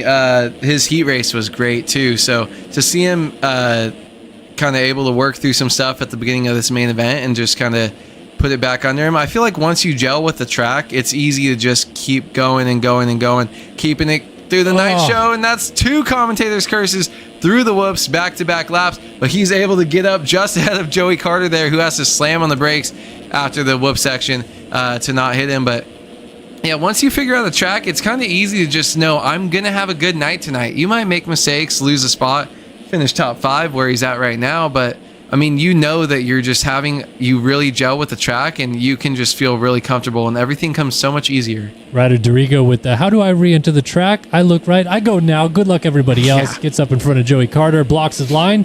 Carter makes that pass through back into the 4 spot, though. Bodie Parker, 3rd. Cash Woods, 2nd. Ooh, Wyatt Grant's got some guys going down in the whoops in front of him, and now he's getting sideways in the sand, so a little bit of a mistake right there for the 27. I'd have to imagine tonight is going to be one of the worst nights for lappers I can think of. Double set of whoops. Those guys going down either side of the whoops as they're trying to do their own race, of course, and then the leaders have to navigate that. But as well, we got a lot of 90s. We got a lot of awkward corners. So even a bit of follow the leader in some of these sections, Wyatt Grant might be hurting trying to get through some of these guys. Especially a big quad like that. Like when other guys are having trouble in the rhythm section, he jumped over 2 guys that were down, and he's got a big quad that you're traveling so much without being able to change your trajectory. It's hard to do that. Yeah, 1 line into the Supercross triple. The sand section's tricky, lots of ruts. So it's not the shortest track we've seen, but I definitely do think that it's going to be one of the hardest with lappers. So, I mean, any lead that Wyatt Grant has, kind of what we're saying too, it's not going to be completely safe. He's got to be really smart, look ahead. He's got 7 minutes plus a lap to go as he comes across the line this time. But yeah, a lot of racing left here, Kellen, and only 9 seconds over Bodie Parker. So 1 small mistake. A lot of racing indeed, and as you mentioned, Parker up into 2nd now around Cash Woods. Back on his horse is Joey Carter. He's closing up to his old friendly foe here, Cash Woods. He's going to jump right by him. Woods cased the finish line jump. Weird spot to have a bit of a mistake right there for the 1W, but allows Joey Carter through now into the 3 spot. Now Woods goes back to the quad line. Goes for the quad into the corner. No, just going to triple single to the outside. And continue on in the 4 position. Dorigo's still back here. Devin Johnson, and what is happening? Him and Dylan Dallaire are having a little bit of a dance off the track, and Dallaire somehow didn't legs off in that. That was very odd because they basically front flipped all the way over the berm, and somehow Dallaire stayed up. That's a very rare thing to still see these days. That used to be very common. You get stuck inside someone. And you'd do you remember when you'd fly away? Oh yeah, you just keep going. I thought that's what was about to happen. It's a long time since I've seen it. It was just like a perpetual crash, and people would literally fly through the air for just gone if you got stuck the right way because the game didn't know how to kind of compute it. But yeah, crazy to see that. But now we're checking in with Devin Johnson, who is back here in 11th after a hot heat race. Thought he was going to do real good, but someone in chat just said that's how 50s are made. It's nice. Crazy. Yeah, but Dallaire and Devin Johnson, the two riders they got together, are now 8th and 11th respectively. Caden Kepke, benefactor of that. Ryder Dorigo still up ahead of them. Hey, Jeremy Schiavro quietly has climbed up into a top 5 ride here for the 36 machine. He was outside of the top 10 on the opening laps of the race and has steadily just worked his way forward. It might be the most he can hope for. Maybe a couple more crashes up ahead could give him a spot or two, but still to see a ride through the field like this, that veteran presence of Jeremy Schiavro always knows how to get the job done, and another top 5 performance perhaps for the 36 tonight, looking to get top 3 in this championship. Yeah, I feel like he's just always there. He's like consistent, but not going to go out and kind of dominate or win a race. But obviously, yeah, with his championship points, his consistency has brought him to a good finishing spot. Just unable to kind of reach that next step this year. So good on him, but also bummer. Would like to see him out there winning races and kind of battling. But this championship was kind of ran away with by Cash Woods. But he's been doing great the last couple times that we've seen him on the track. So shout out Schiavro, been around forever too. So not many of the guys in the 250 class are old veterans like we talk so much about in the 450s. But I mean, he must just like the bike better, because it's not like, oh, you got to move up after so long or whatever. But if you're not winning, I guess. So just ride whatever bike you gel with more. And for him, it's the 250. Yep, just out here doing the damn thing all these years later, and good to see it. Joey Carter is still trying to keep Cash Woods close and has to deal with a lap rider going down in front of him. Very nice to corral that together and not let that get worse as Joey Carter slammed on the brakes. Woods about 3 seconds back of Parker. Hey, another thing here that's going on is Wyatt Grant just went down again. So he's had a couple mistakes throughout this race, and I think he just had another legs off at some point because he was about 19 some odd seconds out in front, and now it's just an 8-second lead. So, and he's dealing with riders off the track, riders coming back on the track, riders down in the sand. Lappers aplenty, and with 3.5 plus a lap still to go in this race, he's going to have to deal with it all as he starts to work on some top 10 positions. Yeah, definitely. And we're seeing those lappers kind of get tighter when you get to those sections we talked about earlier. The whoop sections, you saw another rider down even behind him. And that sand section, everywhere else, it seems like he can kind of relax just a little bit. But not only got to keep yourself on track here and not go down. This track's breaking down. Look at these ruts, the braking bumps. You got to keep hitting your marks, but you also have to keep your eyes open, keep looking ahead. Only a couple more minutes though, so hopefully not too much more. He's got a nice, decent lead, still 10 seconds over Buddy Parker. And Joey Carter is sitting third, still able to hold off Cash Woods in fourth. Impressive, holding off the championship winner. Keeping him off the podium. Just holding it on right there, and we got 3 podium finishers looking like they're going to feel good about their night if it stays this way. And talk about another thing that's happening is right now this track is breaking down a lot, man. There is some low-lying areas around this track that are looking a bit tricky. Definitely some ruts and bumps in the transitions, and I think it's interesting to see the Wyatt Grant still going for that quad right there. Yeah, to the inside, and like 3 different little ruts too. It's cool how Erode has gotten so good where it's breaking down just little tiny ruts on those insides after the quad. It used to only be big giant ruts, kind of like what we see now. And you're starting to see just like small little things where there's 3 or 4 of them through some of these sections, especially off jump faces. I really want to ride one of these tracks, actually. Look at the whoops too. It's just little cups all the way through, and then everyone trying to get to that inside line. It kind of funnels out to middle-ish inside and then back to the inside before the finish line jump. And now Wyatt Grant's got himself a big old lead. He's lapping the 93 there. I believe that was, or maybe not. I don't know. There's not a 93 on the track, so could be wrong. But he's coming up on somebody. A few more guys. He's trying to lap Cooper, I think, next. So 35. Must have been the 35 of Jeff Cooper. Yeah, I got a little check up here. Lots of guys. 4 guys in front of him. He'll get there. He'll make it 5 guys, burgers and fries real quick. But Wyatt Grant, yeah, he's going to have a lot of guys to pass. Look at this. Funneling in. It's one line there. Lapper moves for him, but triple on. He's going to have, case is that. He's going to have traffic here in the whoops. Got by 1, got by 2. Look at that, Kellen. Imagine if he was just behind those guys. They were just zigzagging everywhere. No, he's reading this pretty well. I feel like he's seeing where the lappers are going, and that also comes from knowing the race ahead of you a little bit as well. And obviously Wyatt Grant, son of Josh, Real Life Ripper, also rips on a mini cycle IRL still. And I think he's had his fair share of real life races that he's had a chance to see what these guys are doing. As that was Schiabro, I think. That was sick. Landing on his back and front flipping out of it. And riding out right behind Crazy stuff. By the way, Cash Woods is back into a podium spot. The guy that has fallen out of it is, of course, Bodie Parker. He has gone backwards to 6th. Couple of crashes, and I feel like Wyatt Grant could still lap him and Jackson Vick. I think he's right coming here in the berm right. Yeah.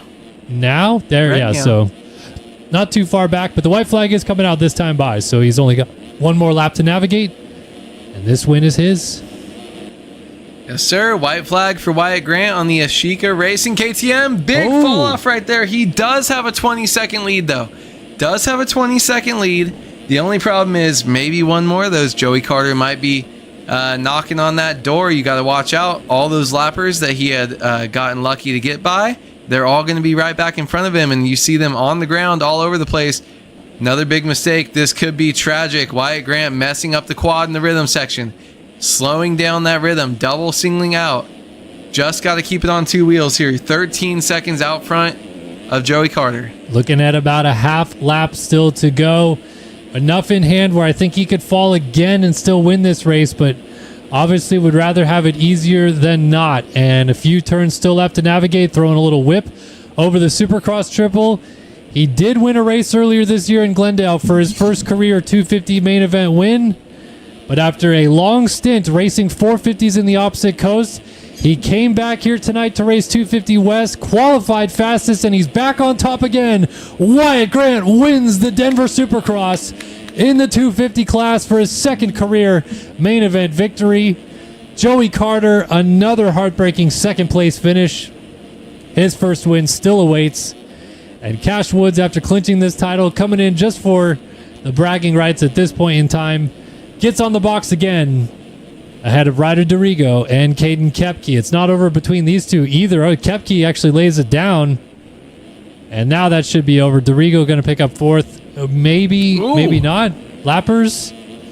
Now Kepke runs into him. Yeah. Oh, that's Kepke going to the inside of the sand right there. So Kepke actually goes by him. Dorigo loses that spot after penalties by the looks of it. Yes. Yeah. Wow. I mean, that sand excursion right there at the end, it wasn't that he was like cutting the track. There were 2 riders down. You'd have to stop and go 90 degrees left. You can take the chance to cut through. The game will penalize you yourself if it sees you making too much progress. So, yeah, bummer for him to lose that right in the last corner, basically. But great race, man. Crazy racing between these guys. Oh, good stuff indeed. Oh, yeah. Now it rolls us into the 450 main event where we could see a championship clinched here tonight. Seth Carr, 38 points up in the championship. Believe needs... All right, I'm going to do this real quick. Okay. So. Colin's doing math. Not only is he doing math, he's counting on his fingers like a child.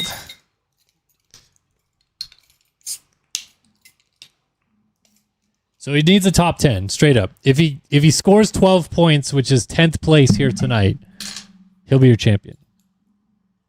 I think he has more wins than Carter. So he has that tiebreaker. So they could tie? Okay. Yep. Carter has to win, and he has to finish 10th or better. Yes, but so basically, Carter's in like 3rd. Yeah, the top math 10. is easy. A top 10 finish for Carr. He's your champion here tonight. Also, we did want to show off the clip of Arnbrister making the pass. And we downloaded it. Said he barked on daycare. Daycare. Oh, yeah. Oh, greased him. My God. Got him. Love That was such a good pass. Love a good takeout. Also, our guy iMoto is back hanging out in chat, working on his website. Trying to fix some things. It's just the way she goes. I get it. The way she blows. The way she blows. All right. Round 16 coming at you, We man. better finish Supercross is strong, almost dude. over. Almost Supercross, over. Almost over. We got to have a couple bangers here. 2 450 main events left on the season. Will we get a banger here tonight? I hope Devin Ryan bangs something. Joey Carter looking for another win. Who's your whole shot pick? A whole shot pick? Is it bad to say Hubbard again? You know what? No, I'm not going to say No, Hubbard. I don't think so, because he's only done that like twice. I'm going to say Johnny Padani. That's a good one. Tanner Rogers went through the LCQ.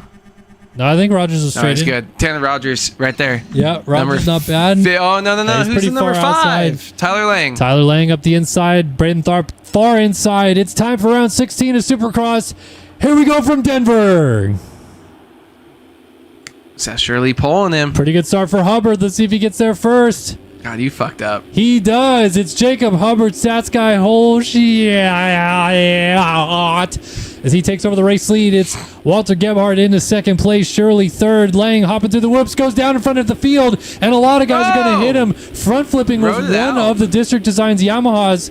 Was that Carter? I think it was either Carter or Siebold. Siebold. Yeah, because Carter's a little bit further back than that, I believe. So, yeah, crazy action on the opening lap, but it's all Gebhardt out front. Yeah, Gebhardt, great start there. I mean, he's got hot starts before. Look good in this heat race, too. So go out there and freaking show these guys what's up. I think the Seth Carr's in 5th right now. Braden Carter is nowhere to be found. He's all the way back in 15th. So championship implications might be done. We're just trying to go out there and see if we can get another race winner this year. Gebhardt, can he pull away from Seth Shirley and Caleb Hall? 2 seconds to the good right now, but can he make it more? Gebhardt trying to pull away this early lead, as you mentioned, from Shirley and Caleb Hall. Johnny Padani came out pretty good in the end of all this thing as Jacob Hubbard crashed away the lead early. Padani is now 4th, Carr 5th, Siebold 6th. Carr down at the end of the whoops in the sand. Hubbard down as well, and Carr's going to lose several positions. So this is perhaps an opportunity now for Carter to get back up there and mix it up with him, as Carter's going to be pretty much right behind him. Ryder Bednar between them. But then Carr gets going now in 12th. So our two guys that were watching championship picture-wise are both back here, and Carr almost gets taken out again. Now they're locked together. Yeah, it's hard when you're, looking at these people, when you're trying to work your way through the pack, you're just with people that are just on a little bit different pace than you. We talk about it every single week. The starts are so important because you want clear air, especially on a track like this. It seems like everyone is making mistakes, going down all over the place. You just can't predict what's going to happen if you're Braden Carter. You want to use your speed to try to go up and make things happen super early. So that 1 minute lap time, that's got to be with the crash. So go out there, avoid the other riders, keep it on 2 wheels yourself, and try to work your way forward slowly. Does seem like Carr is a little bit more locked in, and as I say that, he lays it down in the sand. A couple other guys. Hubbard's going to get in here, and Carter to the inside almost gets into his teammate. I know they're not the same colored machines tonight, but they are District Designs teammates. And now Carr's going for a ride. He's down in the whoops, and Hubbard hits him, causes a bit of chaos behind as everyone shuffles to the outside to not go down. One of the Cowies, I think that was Frank Jackson, go down in the whoops. What was that? He murdered him. Was that Hubbard? Hubbard just committed a murder live on camera. Hubbard lays into Seth Carr. Maybe mad from something before? Yeah, I don't know. Or from going down, and maybe he thought he had a good race, and hey, you crashed me? I don't know. So now they're back here together, and Carr is 21st place and looking like it is unlikely he will clinch the championship here tonight, with Eaglin and Carter both trying to charge forward in 8th and 10th respectively, but he still has to try to pass Jacob Hubbard, and now Hubbard is playing some games back here. This is interesting. Yeah, the weird thing is they're on different teams, but Carr's on the same team technically as Braden Carter. So it's like, I don't know. Maybe Hubbard's trying to mess with him, and hopefully, yeah, he goes down right there. So Seth Carr can just get away, take him to Gapplebee's a little bit, and keep moving forward. I think he shouldn't really struggle to get inside the top 10 from where he's at, especially because Braden Carter is only in 9th himself. So your next closest guy in the championship points isn't out there winning the race, forcing you to even hit that position. That's the position if he wins, but we'll have to do some tricky math. We'll actually let Lane do that, yeah, our stats guy, and figure out exactly where he needs to be later on. Yep, so we'll keep an eye on these championship scenarios. Meanwhile, the race lead still is this man, the 103 District Designs Yamaha. That, of course, is Walter Gebhardt leading here in Denver. Seth Shirley, second place. Johnny Padani now third. Seabolt fourth. Got to go back in the history books. I believe Walter Gebhardt has a 450 Supercross win to his credit. Don't quote me on this. 2019, I believe, is when it happened. Definitely outdoors, right? But it's, yeah, outdoors, I know he has a win, but Yeah. it's been a while. So this could be a really cool breakthrough story if he gets one here tonight. Also, Seth Shirley, he's still looking for his first win of the season, so that would be huge. Kind of cool to see some unfamiliar faces up here all trying to go for a win here tonight. Yeah, I like late in the when it feels like the championships have been kind of all decided. To see all those different names, let other guys get their shine in the limelight. Gebhardt leading over Shirley. You see that Cowie in the back. Only less than 2 seconds to go between them. I mean, Caleb Hall, when do we normally see him up here? When you can go through the top 5 and not see a past champion, it's kind of impressive. Yeah, I'm getting updated. I think it was 2020 the last time he won a race. So Gebhardt, it's definitely been a minute regardless, and Shirley would like to not let that happen, as would Padani. Seabolt has lost some ground to these guys, and he's dealing with Caleb Hall and Colby Eaglin both closing up on him, and Braden Tharp not too far behind that as well, as it does seem like Carr is still running into some troubles. He's down in 19th place. Carter still running 9th, just behind that Tharp-Deering battle in the background. And now Eaglin went down at the end of the whoop, so that's going to be a free spot for Carter and Deering, both going by. How about Braden Tharp, 250 East points leader? This is maybe the best we've seen him look on a 450. Kind of needed to settle back down on the 250 on the East Coast, and looking like himself now in a 450 class here on the West Coast. Yeah, I think we saw him really early on. He looked good, and then it kind of just seemed to all fall apart for him. So maybe he was just excited about the first couple rounds. Whenever we first saw him on the 450, very impressive. But yeah, obviously dominated the 250 class, but 450s hasn't been able to put it together recently, and I'm liking what I'm seeing right now, Kellen. When you're able to come out here, solid 6th place ride. He's not too far off the lead. 10 seconds off. Everyone's in there. Things are switching up back and forth. Here's a battle for the lead. Ooh, Yeah, look at that. 3 riders down. So that's going to allow Shirley. Oh, thought Shirley was going to give him a run for his money right there. Also, shout out to our guy, Imoto, Statsman himself. Last time Walter Gebhardt won a race, he did it 3 in a row. He won Detroit, Seattle, and Denver back to back in 2020. So it was Denver 6 years ago that Walter Gebhardt last won a 450 main event. And he is under attack right now. Seth Shirley is on him, trying to get this race lead clawed away from him. And they're slowing each other down a little bit. Padani's still just 2 seconds back of them as well. Yeah, Padani riding really good, really consistent, especially just lately throughout this second half of the championship. He's looked really good, but really good here tonight. Gebhardt, you can tell, has the speed right now, but small mistakes and lappers is allowing Shirley to get up close, and maybe it's just enough for them to think about each other. Gebhardt, pogo sticking, goes down, hits Shirley. Shirley does a complete front flip, is able to ride it out, hit in reverse right there, actually to bounce himself back on his wheels. Another lapper going down. That's unbelievable, Seth Shirley with the front that was flip Braden save. Tharp that was cartwheeling 2 behind him in 3rd, I think. Was it? No. No, I don't think so. Tharp's too far back, but these guys are absolutely What the hell? going at it right now. You suddenly have 4 riders nose to tail as Seabolt leads this little group. Padani leads the group. Then Seabolt, Gebhardt, Carter suddenly in the mix as well with Hall back there. Hall's going backwards. Gebhardt back around the outside as Seabolt gets by him. And Gebhardt looks like he doesn't want to let these guys go. He wants to go try to win this race. No, I know. When you're up there already, you want to get back into that position. You feel like I've been there so long. It's almost halfway through the race. I belong up there. Like, why can't I be up there? So he's going to keep pushing, try to get there, though. Almost gets bit again. Those whoops are having a huge rut down the middle of them. So very tricky for these guys. All still nailing that triple quad right there. Gebhardt trying to move up towards Seth Shirley. He's separated himself just a little bit from Seabolt and Padani behind him.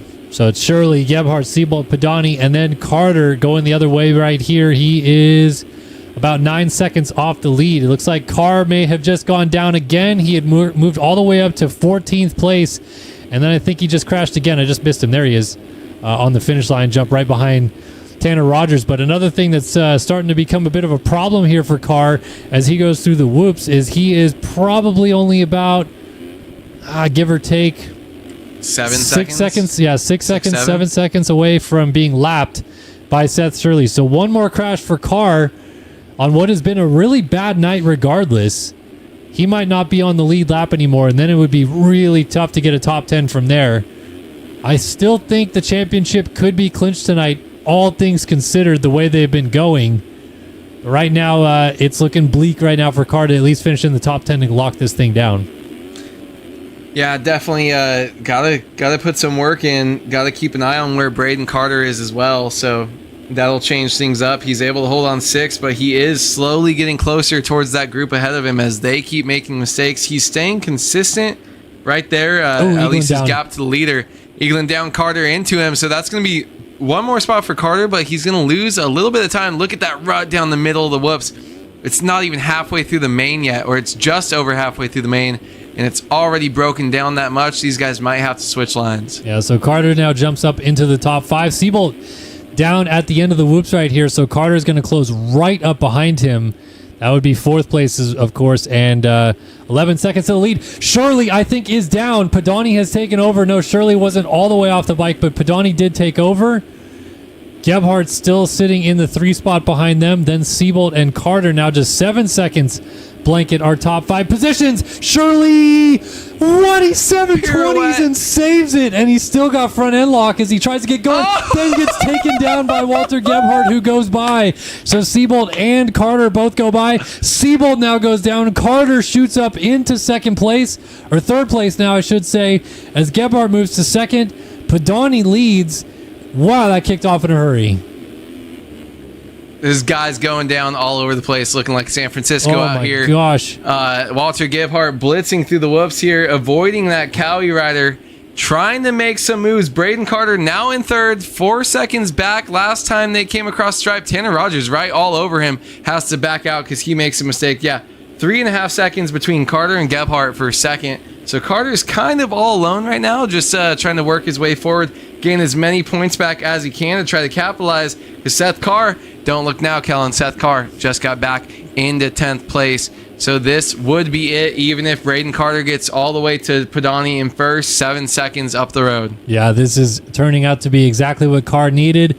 Just inch his way forward through the field, and he still has a lot of guys right in front of him that he could even still pass, gain a few more positions. So if you're Carter, might be a futile attempt to win this race and the championship, but he's going to try. Gebhardt is leading. Carter now 2nd. Padani crashed the lead away. Then it's Shirley, Eagland, and Siebold still right there in the background, only 11 seconds down. It's crazy how close it is, and now Eagland blows the corner. Siebold goes by him. Man, this race is chaos, and there's so many lappers in the way and involved here. It's kind of tough to tell who's even in the battle and who's on the lead lap, as it looks like Shirley just had to put one of the Cowie riders down. It might have even been his teammate. Yeah, I think it was. Had to take him out to pasture, put him down. I think, honestly, it's really crazy because you talked about how this track is long, but people are going down all over the place. What did Shirley just do? I looked at timing and you land on the triple. So Siebold hits him. Eagland hits him. Oh, and now he's underneath. Who's that? Frank Jackson. God. Frank Jackson jumps out of the way right there. And here comes Cade Matherly. Matherly's been waiting for this group to kind of crash their way back to him. True, he had a hot heat race. Yeah, finally they have. And Matherly is only 10 seconds in front of Seth Carr. So that shows you how close Carr even still is to this group when you think about how much the crashing has affected this. Meanwhile, battle for the lead is on. Gebhardt just got involved with another lapped rider, and with 7 minutes plus a lap to go, Braden Carter is there. He might not win this war in 2026, but he's damn sure he's going to try to win this battle again and get another race victory here tonight.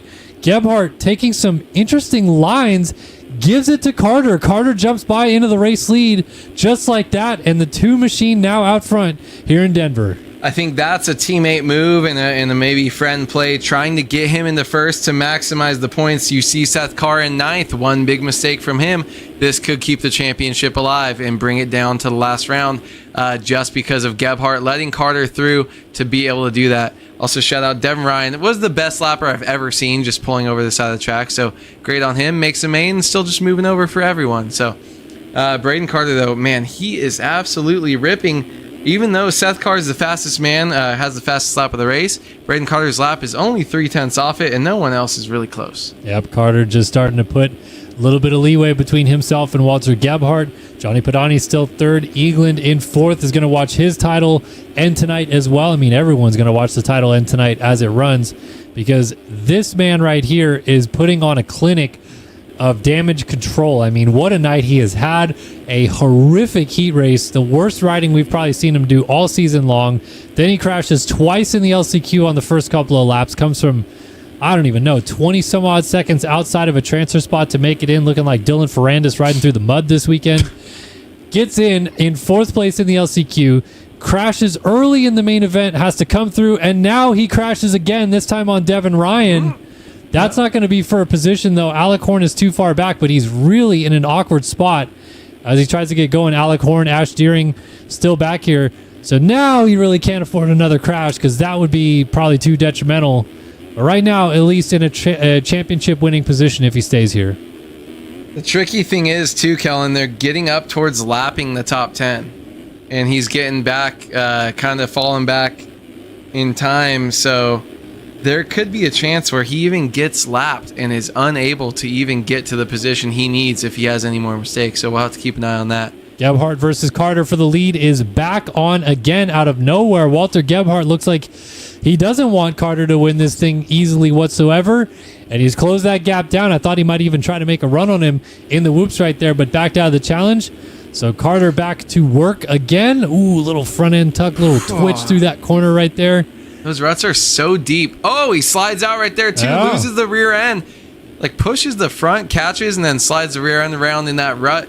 Gebhardt to the lead here, trying to pull away. So it looks like he gave him the, okay, hey, go ahead and like take your win for the championship. And then I feel like you do that a lot when you're a lapper and you let the leaders by. If the leaders make mistakes and they keep falling towards you, Gebhardt nails. Is that Jacob Hubbard or Castaneda maybe in the whoops? One of the, I don't know what team. I think it was Hubbard. One of the guys, they got matching gear on, but down in the sand and kills him. So Braden Carter back to the lead. Yep, Carter retakes the lead again. Gebhardt back to second, Padani third, Seabold fourth, Matherly fifth. You guys have seen this running order again. Eagland sixth, Tharp seventh, and Carr has closed all the way up to Tharp again, trying to get into the top seven. Still going to be plenty to clinch this championship as it runs. And now Seth Shirley, who at one point led this race, might be put a lap down soon in 10th. And that will certainly seal the deal for Carr. As long as he stays on this lead lap, it's looking likely he will be your 2026 450 Supercross champ. I know people are going to ask. Our plan is to do a bunch of interviews next week. A whole post-race championship banquet type thing. So stick with us for that. I didn't want to try to drag on Carr right after he wins this. I wanted to let him celebrate. Also, Cash Woods, who won his title. We didn't get a chance to even do that the night that he won because it happened so quickly. So we'll push the interviews to next week. But at least for right now, it is looking like this man will have put his name on a long list of some of the greatest to ever do it in MX Simulator history. 2 minutes left in this race, and the glory is going to be all his. Yeah, I mean, he's going to cement himself in the history books too, and at the same time, he's doing it while besting Braden Carter, who is probably the best we've ever seen at Supercross in this game, who is also winning this race at the moment. So awesome to see these two legends on track. Maybe a transfer of power sort of deal. I was going to ask, can you go into the third person?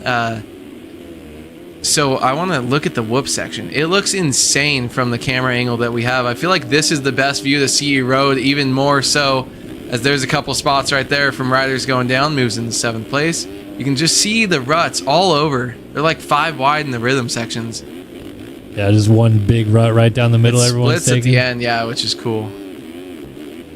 Yeah, and then everyone tries to get to that inside, hook that inside, finish line jump. Like 8 ruts though on the landing even. What's crazy is that Carr, with how much up and down his race has been tonight, he's only 26 seconds off the lead in 7th. Like, he really was a few crashes away from being able to still win this race. Yeah, which is insane. I think we're hopping around so much. You're just seeing, you've seen him crash 6 times, but we're not seeing all the mistakes up front. There's lappers, there's people going down. want to talk to the track crew right now. Maybe make the whoops a little bit easier next round. It's fun because it's chaos, but it's not fun because we want to see good racing and not everyone down all over the place. So, but man, it has been one of the more chaotic races I think that we've seen all year. Yep. So Seth Carr is still dealing with guys all around him as he awaits to clinch this 2026 title. Gonna be celebrations galore. Gonna be a bit of a heartbreak for this man, though, on the other side of it. And it really will just come down to, in the end, too many mistakes early in this championship. Really blew this thing wide open.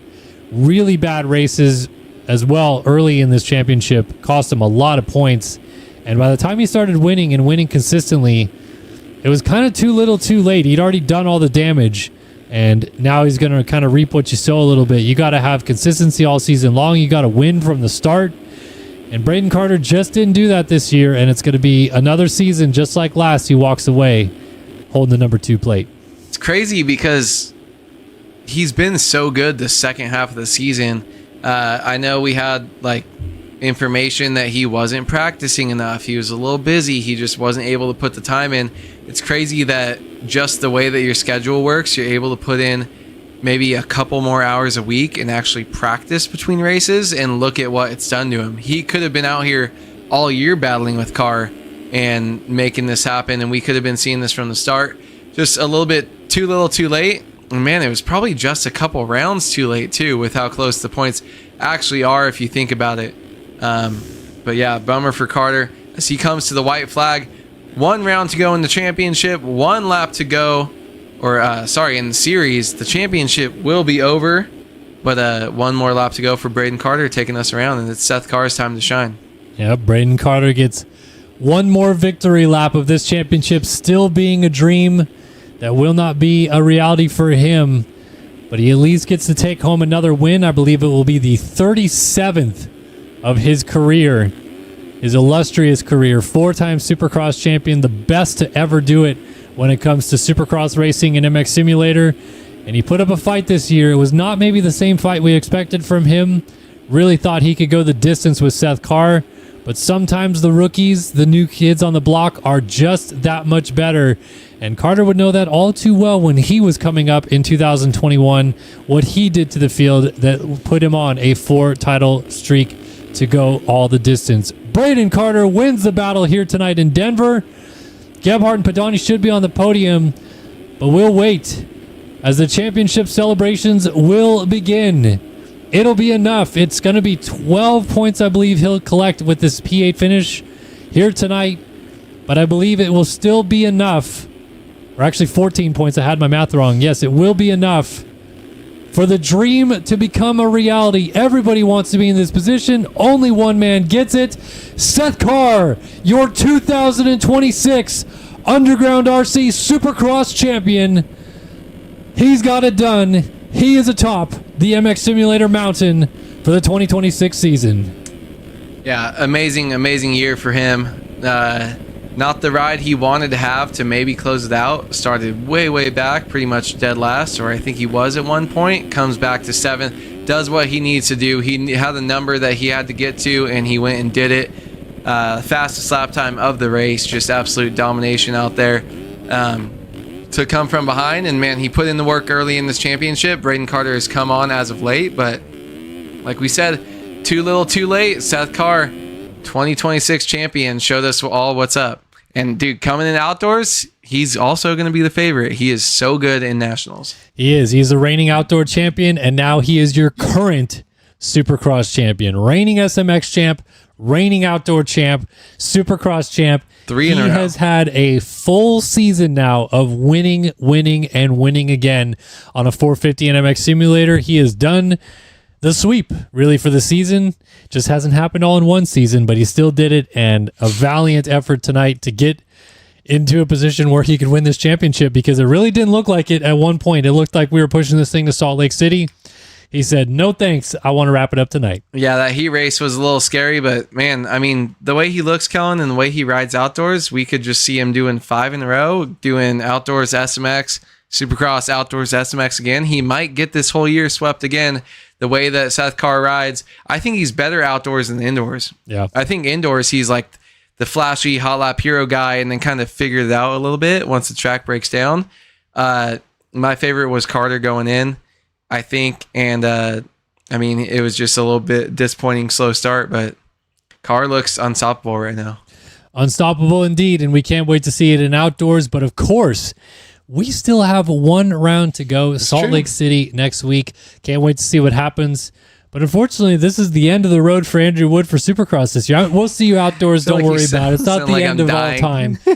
But of course, we did have some beers to celebrate tonight. It was great to have you in the booth, calling the action with us many times this season. We had a lot of guest announcers, but you were the man to do the deed almost all season long. I missed a couple. I think I got like 11 or 12 and at least 10, I'd say. Somewhere around I went on a pretty good run. I think we've been pretty consistent for the last like 2 months or so. So yeah, start of the season was rough just with work and stuff, availability, but should have every Wednesday free from now on. So love it. Except for next weekend. Yeah, one weekend that gets in the way, or 1 week that gets in the way, but we'll have you back for outdoors for sure. So can't wait to see it. Very excited to see what happens in Salt Lake City next week to wrap up this 2026 championship for Underground RC Supercross. And then we roll into the outdoors and see what happens there. So can't wait to see you guys there as well. Touching yourself? There we go. All right. That is going to do it for us here tonight. Round number 16 of Underground RC Supercross from Denver. Massive congratulations to Seth Carr, your 2026 champion. We should be able to talk to him next week. Hopefully we'll get a chance to about winning this title. But for now, we're going to let him celebrate with his friends and family and everybody else that has tuned in and watched this broadcast, hopefully cheering him on from wherever they are around the world. And that will do it for us here in Denver. Thanks, everybody, for tuning in. Can't wait to see you next week for Salt Lake City. For now, we'll see you then. So long for now.